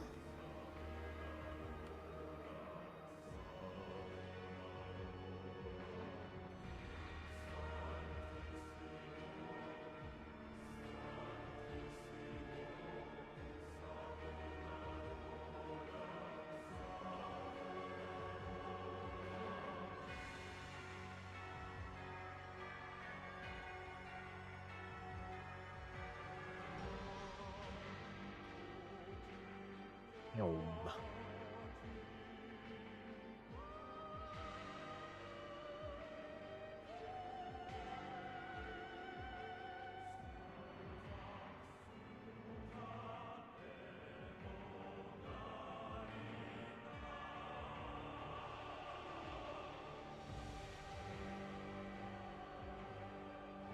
Well, we got a lot of things spawning.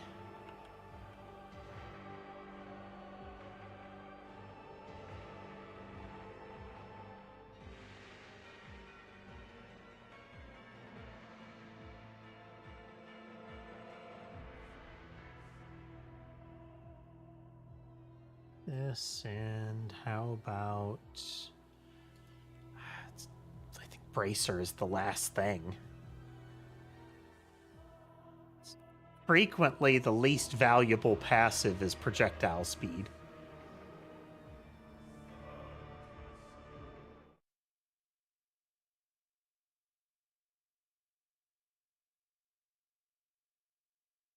Lorf.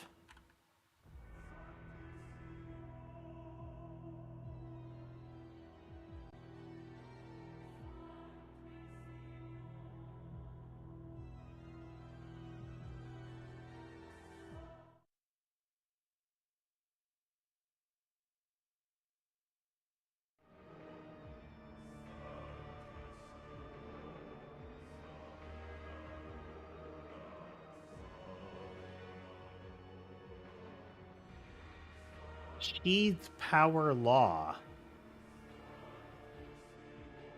I have no idea what the Sheathed Power Law is.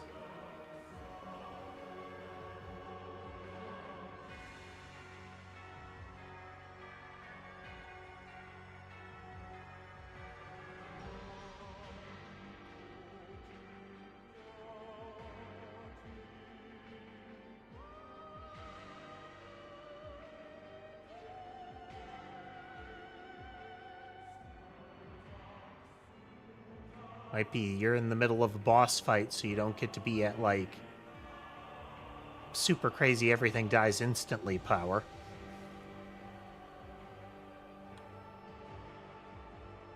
I feel like avoiding the black hole is what we want to do right now.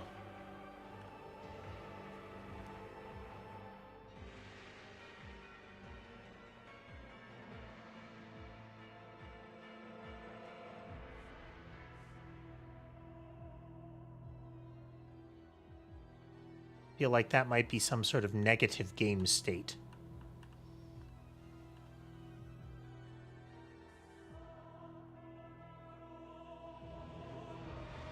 We are fighting our slightly taller boss form.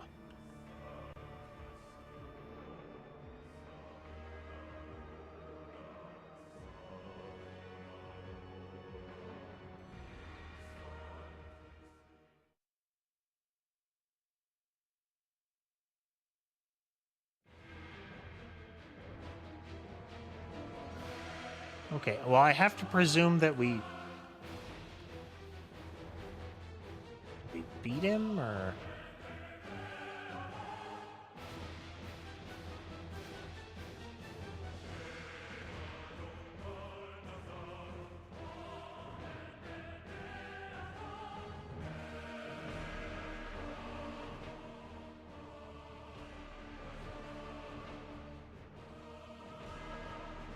Two.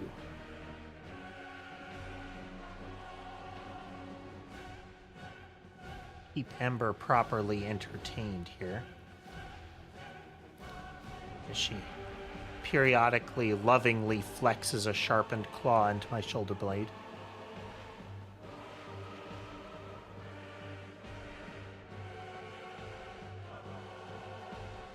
I can see little snake tails popping out of the ground.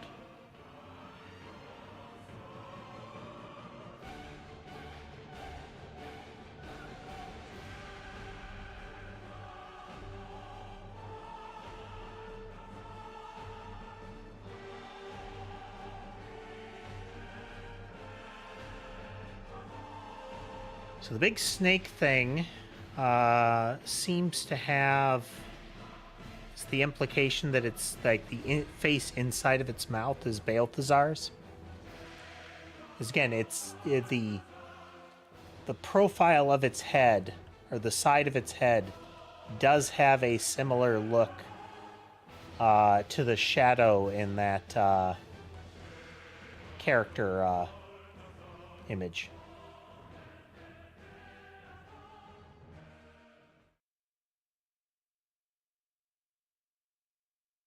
Okay, you beat the snake and it ends the level.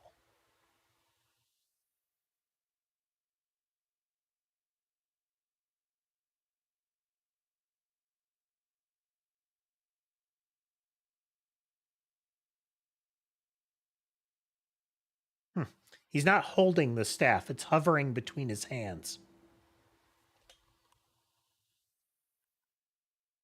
It never reaches you any faster. It's always a fixed distance from you and closes in at a fixed rate. Break the statue of Kujata with... Okay, you had to use the beads right next to it. And we unlocked the book by surviving for 15 minutes with him. Okay.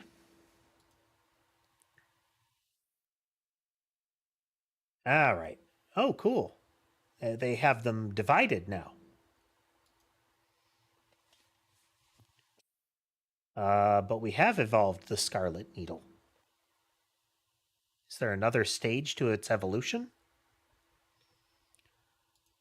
Evolve the Eschella. Okay.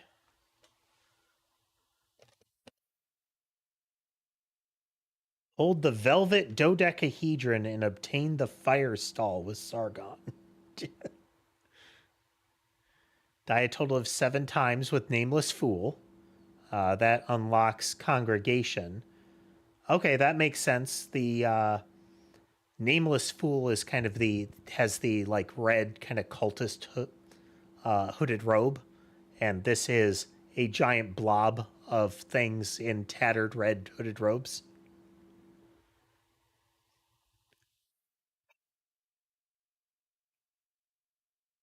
This is a weapon called Screams from the Void.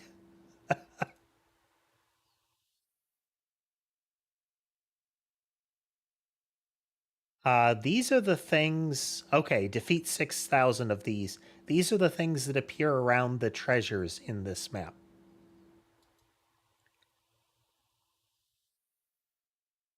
Eshtart, Sargon, Congregation, and Baal in a single run. I think that's pretty plausible to do.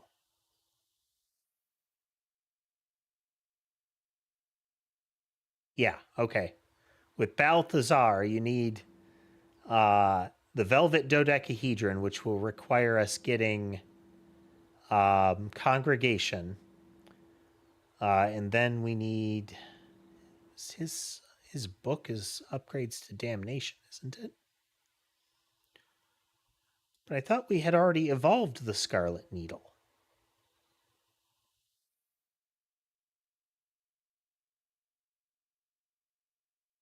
Didn't we? Yeah. We got Cardinal Rain.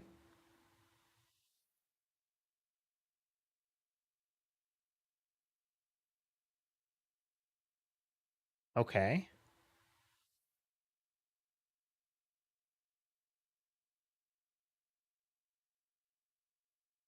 How do we unlock Descent into Misery?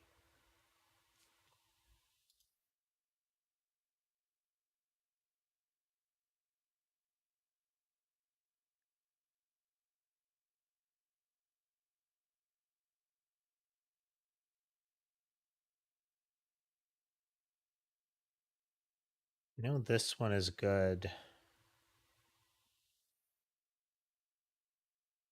All right, let's see here. Buttons, buttons, buttons.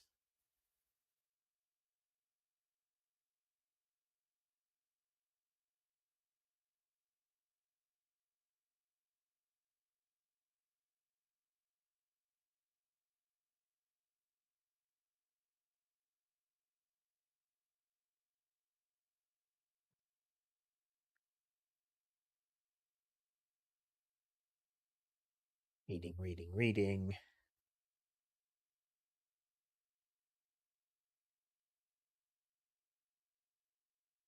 Okay. I know what the situation with that one is now.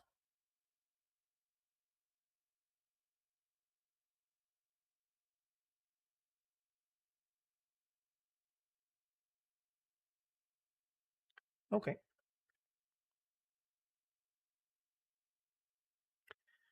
This one is character specific.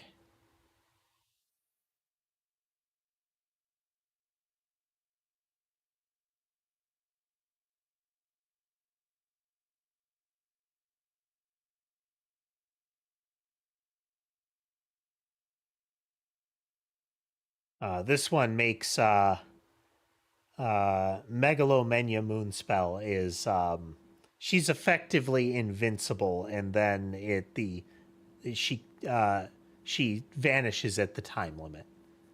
There are a couple of characters that do that. Is they're effectively unkillable, but when the timer ends, the map ends.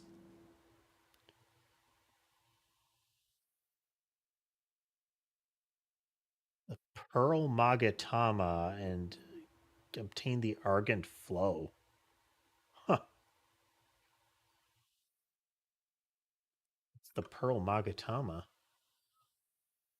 That's that's a thing that I haven't heard of.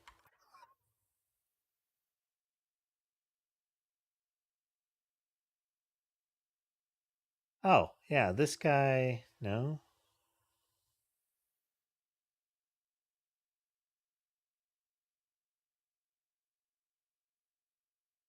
Interesting. What is that one? Well, we'll have to revisit that.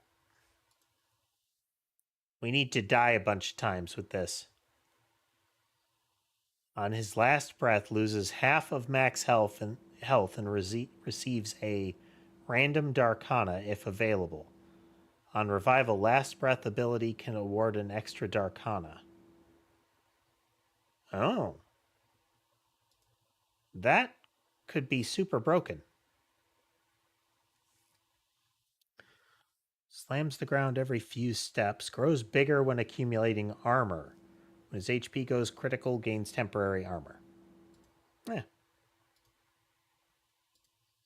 Well, we need to die a whole bunch with this guy.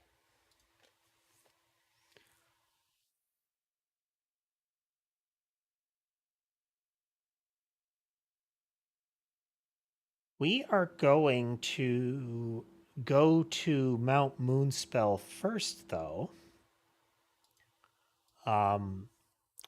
I want to see if we can spot.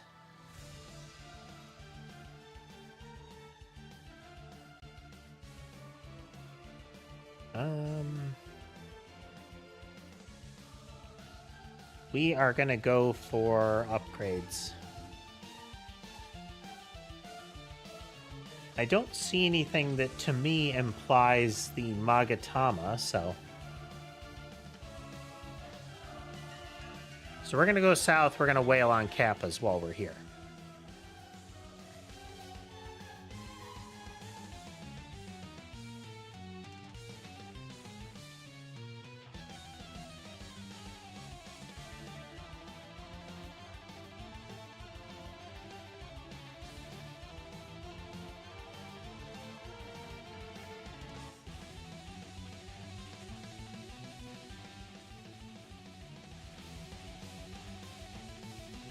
Okay, the Cursed Sword is a really bad starting weapon.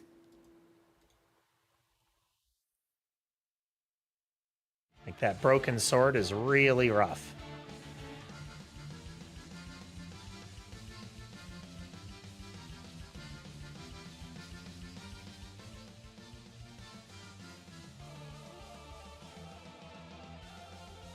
None of those are the item that it mentioned, whatever that Millie Bully Blue was.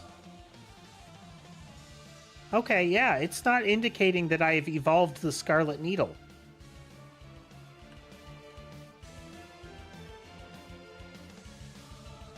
That's very odd. I feel confident that I indeed did.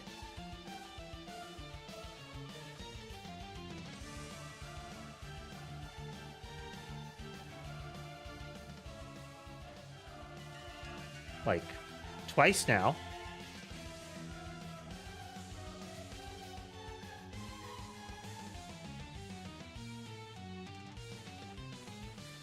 We're going to jog down. We want to get down to the lake here.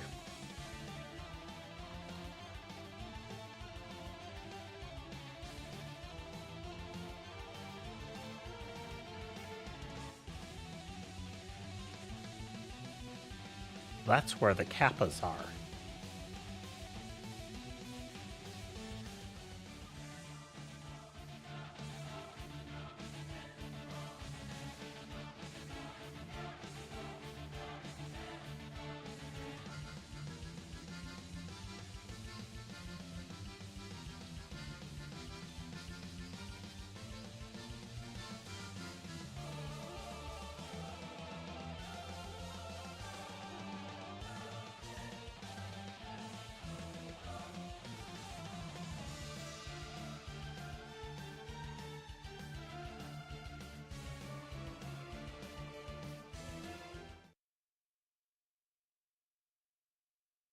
Or if there's something to leveling the Scarlet Needle that's different.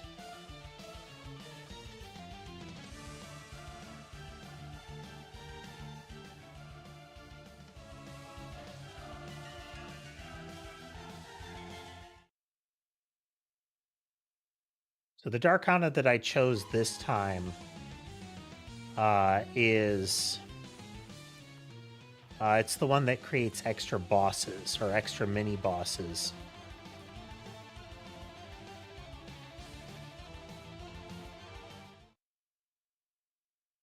What we're going to do is we're going to get our... see if we can get Last Breath to trigger here.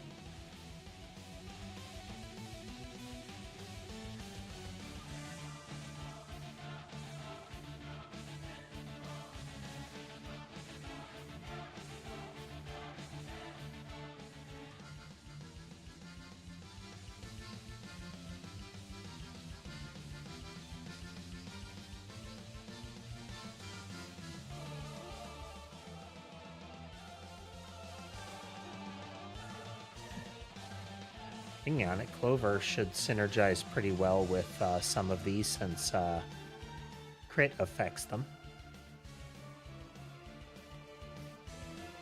I mean, crit affects pretty much everything, but the Cursed Sword specifically has one for that. There we go.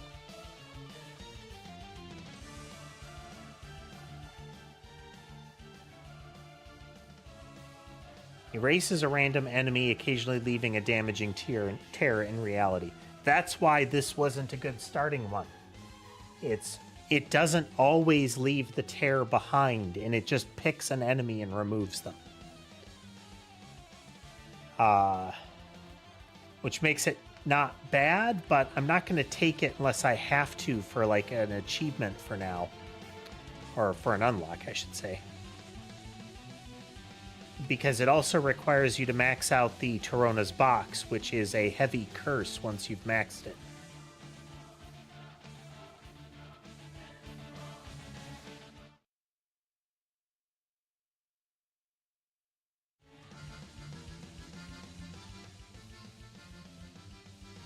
Okay, we want that. Every time this guy dies and gets revived, he can get another Darkana card.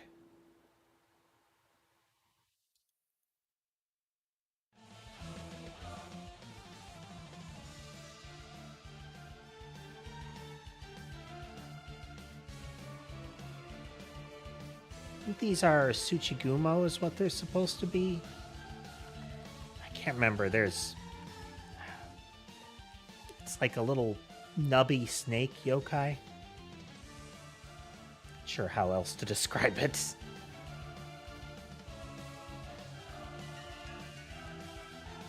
So when you're down near where the water can be seen, you can get kappas. And there's a character that I've never gotten around to unlocking that is that kappa, but you need to kill 6,000 kappas, which is it's a dedicated to the bit kind of thing.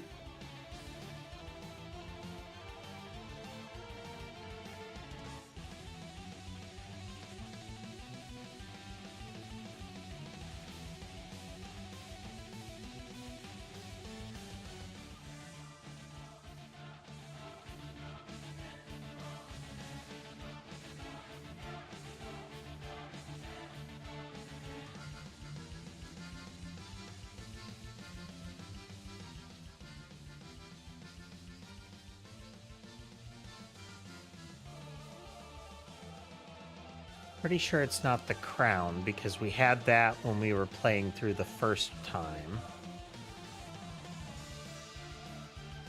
I think the only one we have left to try is the bracer.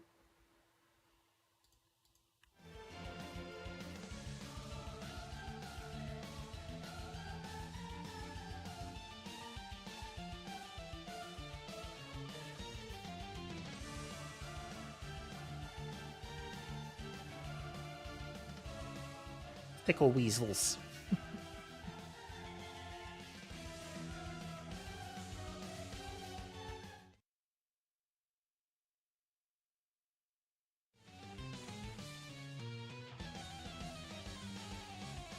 Remember what the name of that is in Japanese? I think it's Kamatachi, something like that.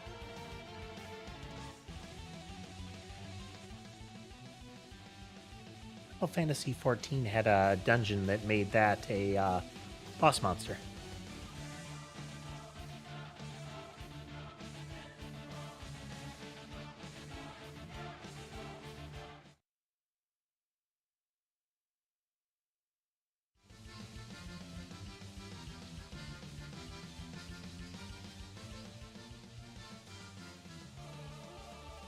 Might as well grab 4 seasons since we've got the Candelabrador. Revive.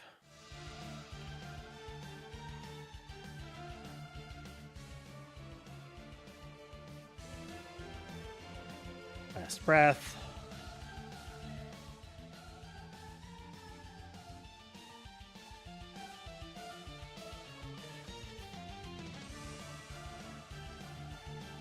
Sadly, we now have an item that increases our curse as we're killing things, but hey, you know.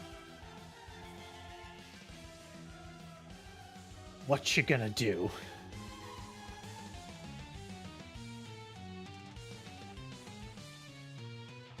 What are we for revives?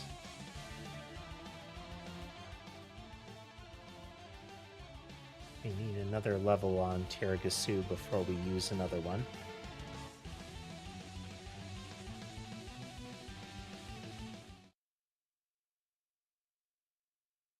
The black chests are some from the special extra bosses. Or mini bosses.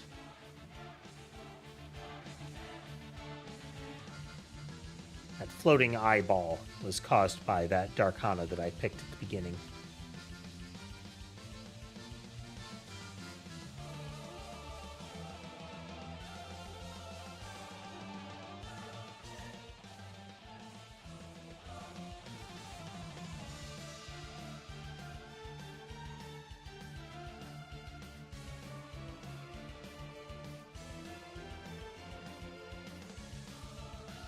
I wonder, because I didn't think the Argent Wind was a thing in the original Moonspell.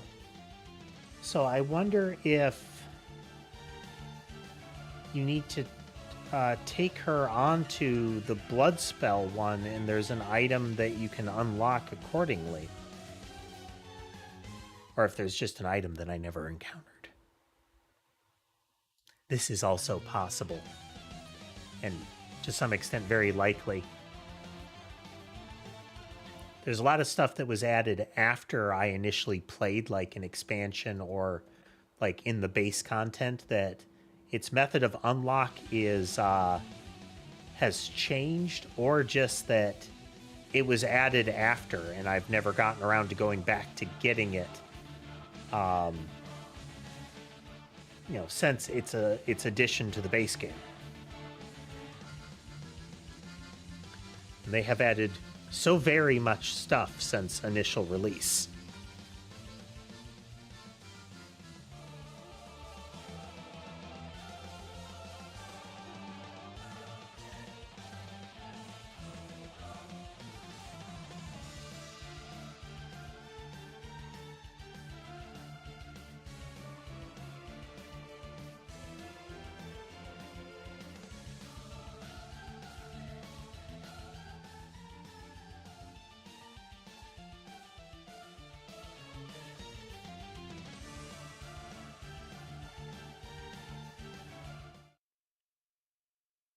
All right.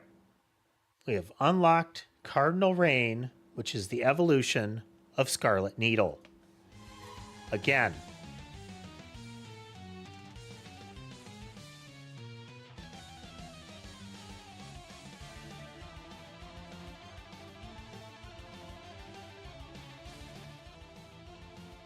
Doing this was supposed to unlock the next Bloodspell character.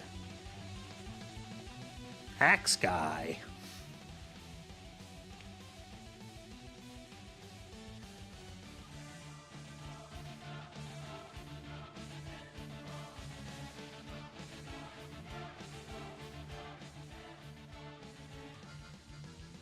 I do like the music that they've chosen for this so far.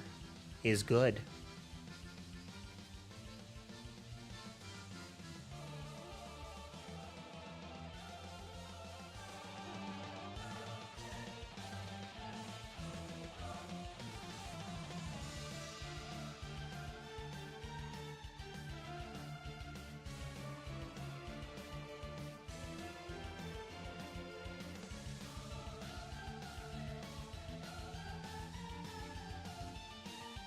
There are a few characters that are meant to just be, if you play a lot on a particular map, you'll probably be able to get them. There's the Kappas on this one. On one of the other maps, there's a caterpillar. It's from the Foscari one.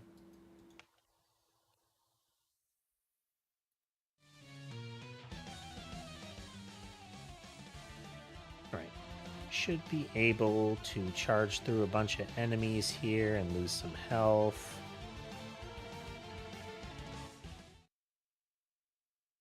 Get a revive.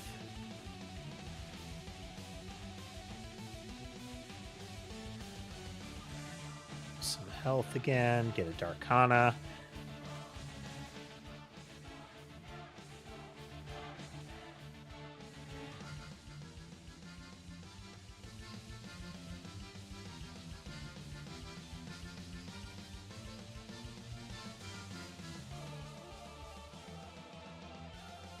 We don't have the attract orb either.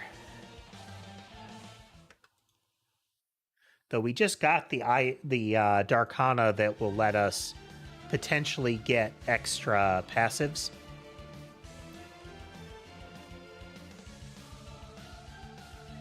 Which means that we can, in theory, start grabbing some extra weapons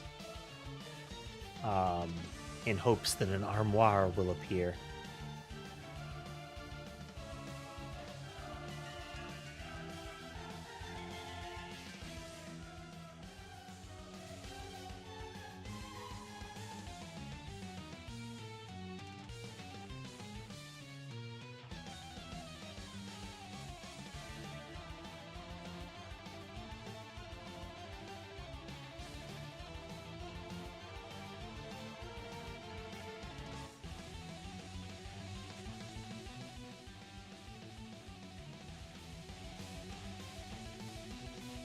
I am fond of this sort of metal classical kind of crossover stuff.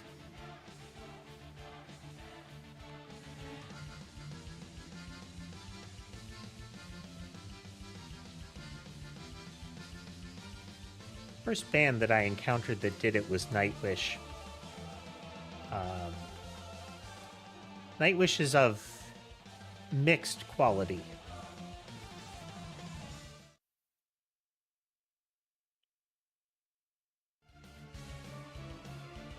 But the stuff that they had when I first encountered it was very good.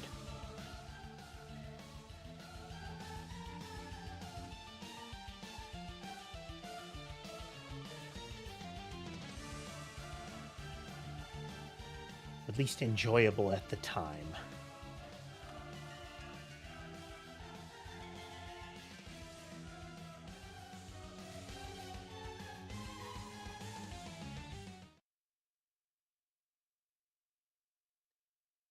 Okay, there's our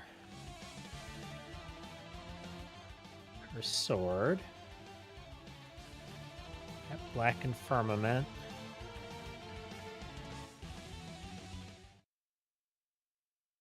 Now, if we find an armoire, we're kind of set for, we can grab the Torona's box and get the upgrades for 2 of our weapons.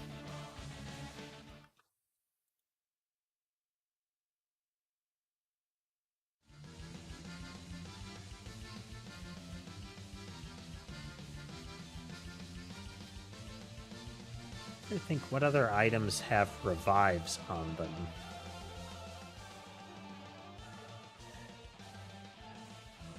Does this guy have...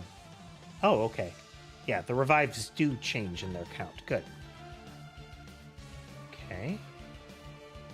It's going to be a little harder to charge into our death now, but...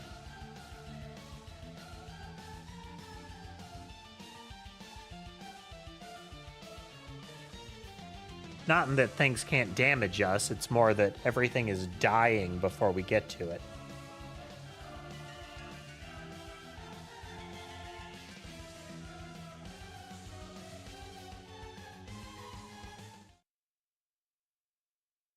Good problem to have, I guess.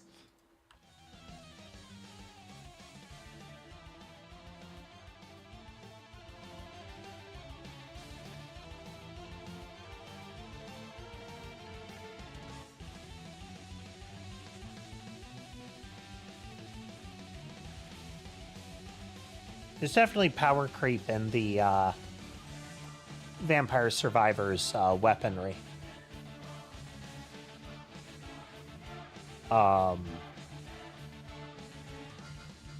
Contra was a mixed bag, largely because all of its weapons are directional. And in this kind of game, directional weapons are the worst. Unless you're aiming with your mouse, anything that requires you to move to aim the thing becomes awkward. Because the minute you adjust to avoid an enemy, you're firing usually in a direction away from that enemy. Or you're doing awkward little stutter steps where it is, move left, face right kind of thing.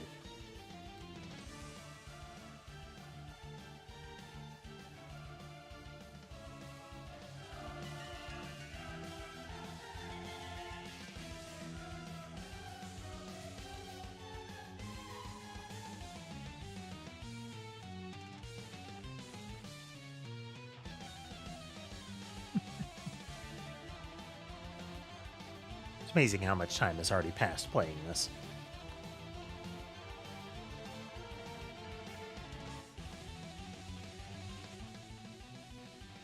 The length of a round combined with just the fact that it's not one of those things where there's a lot of real, tangible stopping points makes it easy to just spend time playing it, I say that a lot, but it's still true.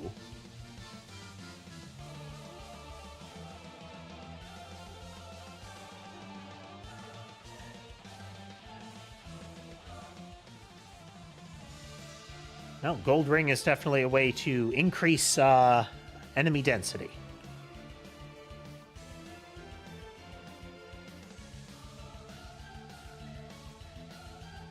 You can see my health flicker from the Miramasa.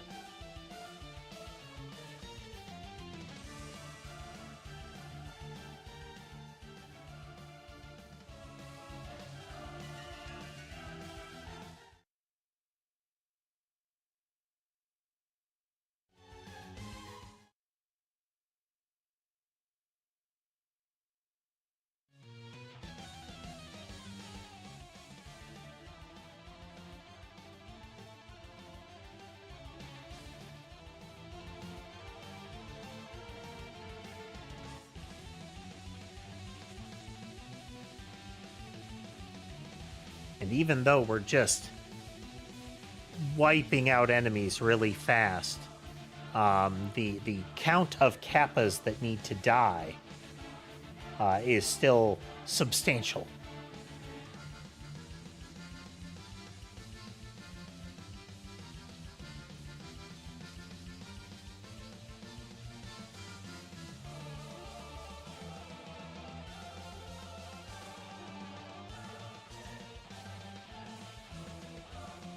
I think between the AoE and the magnet stat, the skull from one of the Darkanas is pretty much the middle 50% of the screen.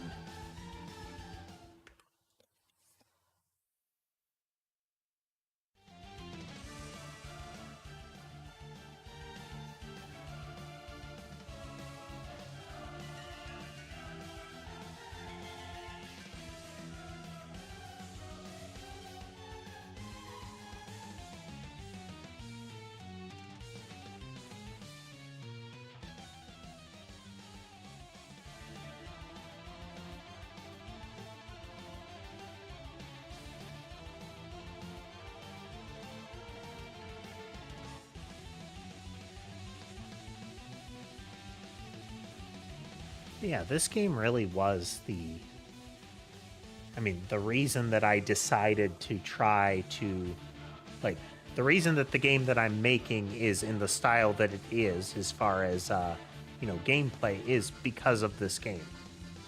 I enjoyed this gameplay a whole lot. Now, there is a mechanical concept in the game that is very much Noida. But this kind of gameplay, I just really enjoy.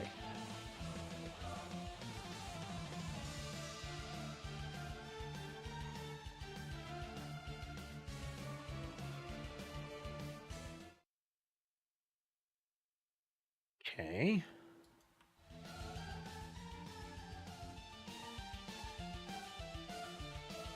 That is one of the things that the extra chests that the Darkana mini bosses drop can have, is they can just give you a new passive.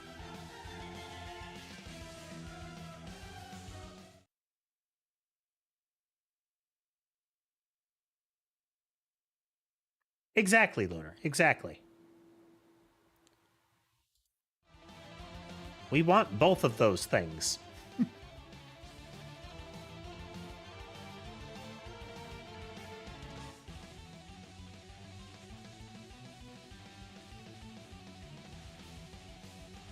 It's part of the reason that I'm still constantly stuck on the performance in the game, because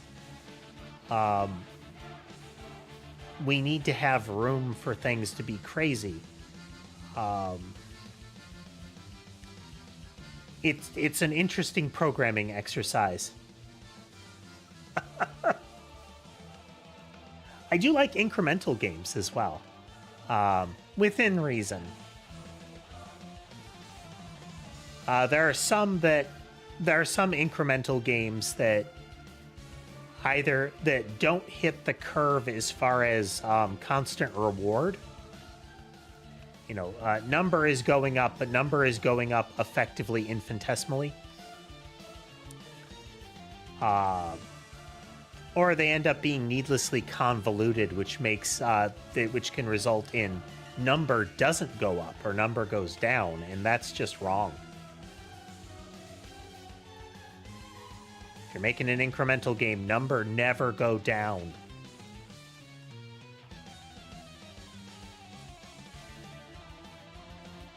This is not to say that this is also saying that the prestiging mechanic of an incremental game is not number go down. That is potential number go up.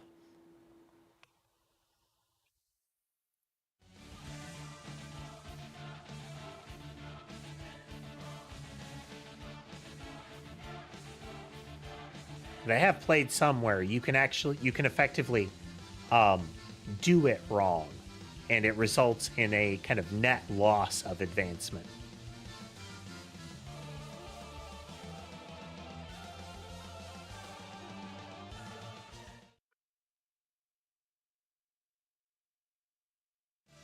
Yeah, this extra, these two Darkana, the periodic power-up drop and the extra mini-bosses, especially combined with things like Alucard's shield from the Castlevania one, can result in like, it's painful to look at the screen kind of effect results. I don't have an issue with flashing lights from a, like, could cause me actual health damage perspective, but there's still a degree of I can't stare at a strobe light, you know?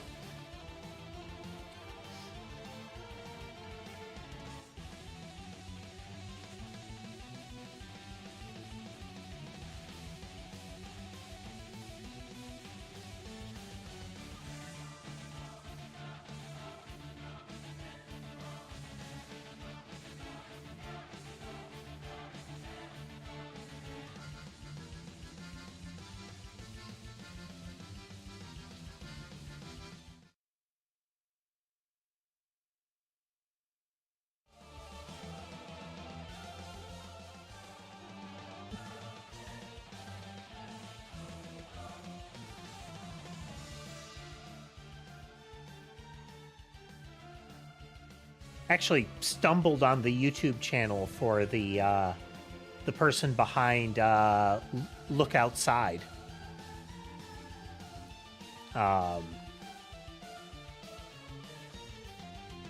And that's the sprite work that they did on that game is very inspiring. Like, just there's so much demonstration of craft in that game. It is so well done. It is a demonstration of it's the kind of demonstration that Undertale was. And, you know, still is, but it is that the quality of the game is in no way measured by the graphical fidelity of the game. Like, photorealism does not equal better Now, if the whole, you know, AI generated DLSS stuff is to be believed, you know, photorealism can be a net negative.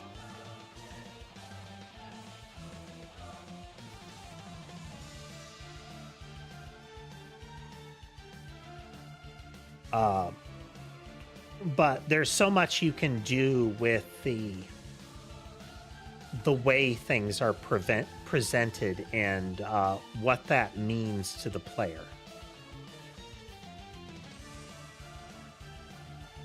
It's something that I think a lot of games and movies that present themselves as horror get wrong. And that's, you can have absolute oceans of blood and gore, and that doesn't make it scary. It doesn't make it horrible or anything like that. It just makes it messy. What is it about that? What is it about the story that you're presenting, the characters that you're presenting, the experience that you're giving that makes that horrifying, that makes that horrible? Aside from just declaring it, but is blood.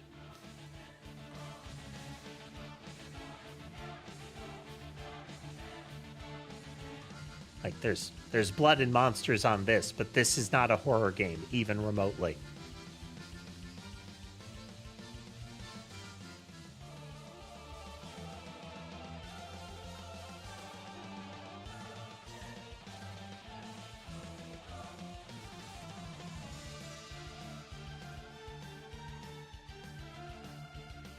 We've crossed into the territory where even intentional death is kind of difficult in this run here.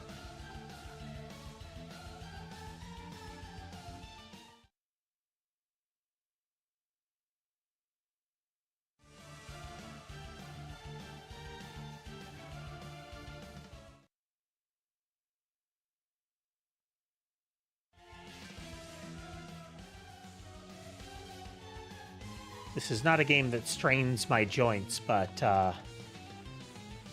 my arms have already been in carpal tunnel mode for a bit this week, so I'm very cognizant of the twinges that are happening. It's periodically useful to just stop and, like, you know, rotate the joints whenever possible, and right now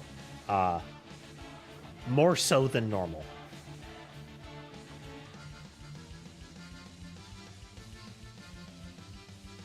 It's just a good habit, really.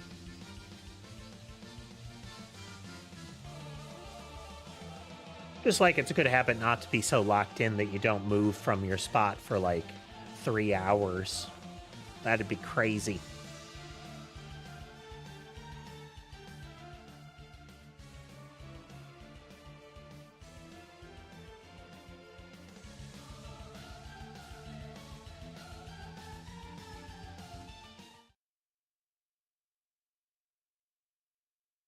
Okay, there is some unlock condition, or that the cursed sword does not unlock, but there is a thing that we haven't had when the cursed sword is present.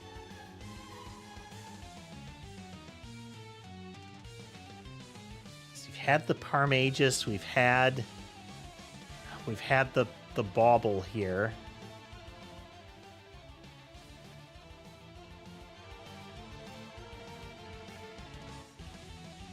The addition of the Karomas there might be enough that we can still get hurt,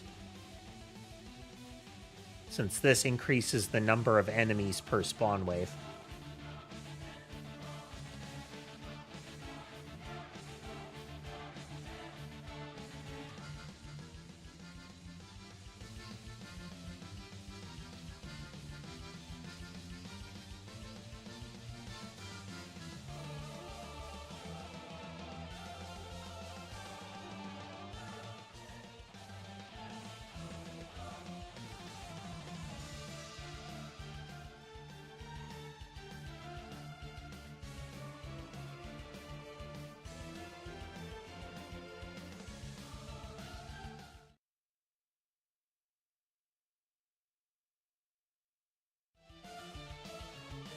Normally, when you open the treasure boxes, there's this little fanfare that plays. That is actually, as might be apparent, it is not part of music setting. Changing the music volume does not affect that. That is a sound effect, which is an obnoxious oversight that they still haven't changed.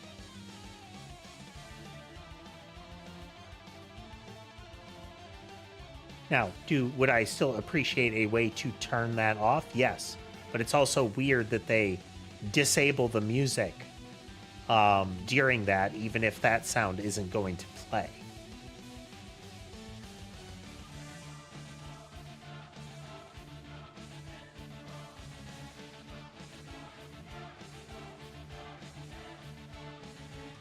Okay, revive.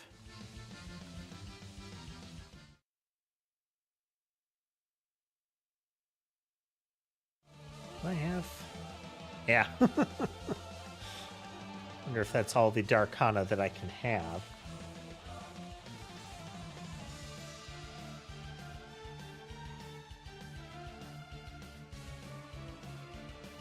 Some weird stutter going on here.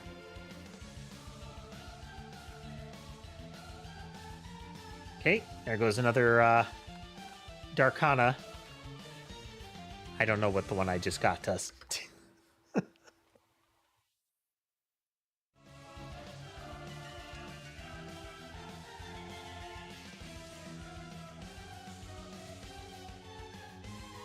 We just got this one. Okay, here we go.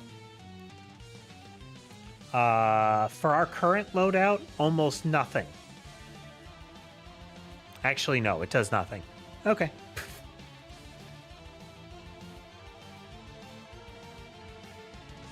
Just like Sapphire Mist, let's see here. It does nothing. These three are the operative ones.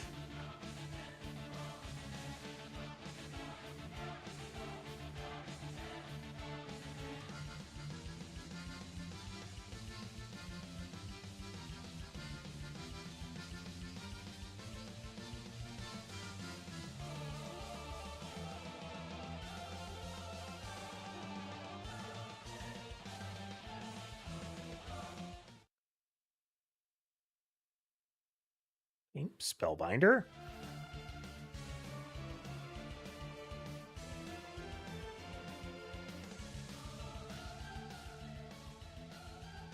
No, this is a very interesting ability for this character, the extra Darkana cards, because the cards that you can get over the course of a round are game changers. I mean, as might be apparent by what I've been talking about, but they can completely alter the way that your items end up working.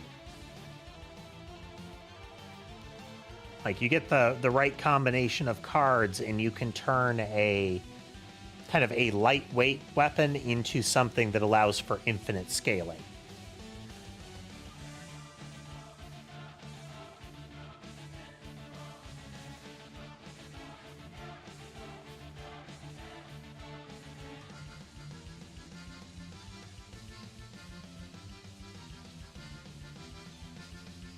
Pretty much the entirety of the screen counts as the skull damage zone right now.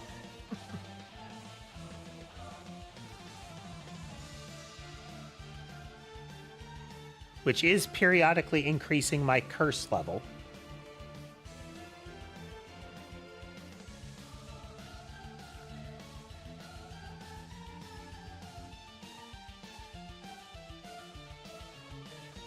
You know, good with the bad, though.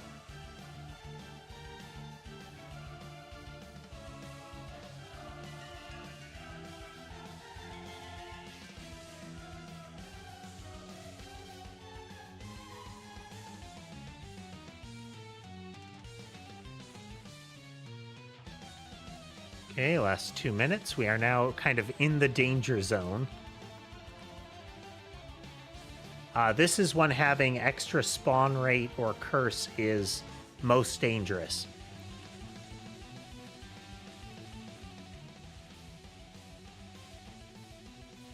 This will help. Give us some iframes.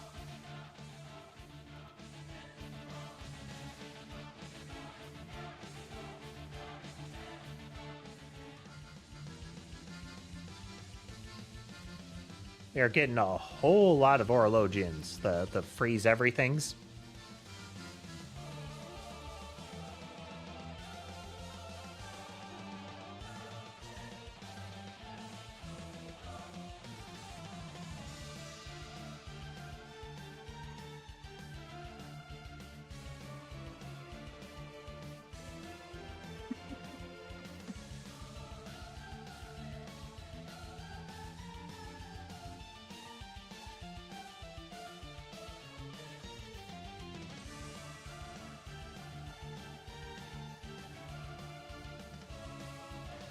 This jittering is something that I haven't figured out a good way to do yet, where they're not overlapping each other. Essentially, they don't stand on each other's feet. And I haven't figured out a good way to do that in my game without causing catastrophic lag.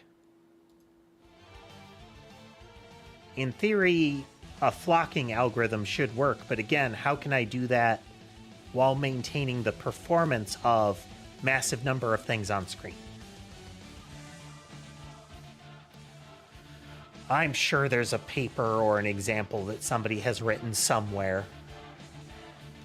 Though oddly, a lot of the, hey, how do I optimize for like a billion things on screen, optimize for things like bullet hell games. And bullet hell games have a very different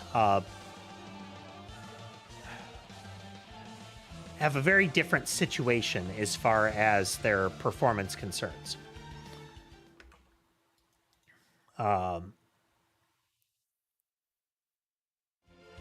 would it be? A lot of times with a bullet hell in similar games, the way bullets travel are known from their creation. So in like a standard shooter, if you pull the trigger on your pistol, that bullet is going to exit the pistol and travel in a straight line over time. So if you know its point of origin and its velocity, you know exactly where that bullet is at any given moment with no extra calculation. It's a plug in time, get position. It's a very simple equation. And there's, a variety of ways to handle variation on that, but you can still break them down to just that, which can result in much more simplified logic. We have 2 red deaths active right now. Oh, there we go. Hey, 6,000 kappas. Okay, this time it counted for unlocking the Scarlet Needle.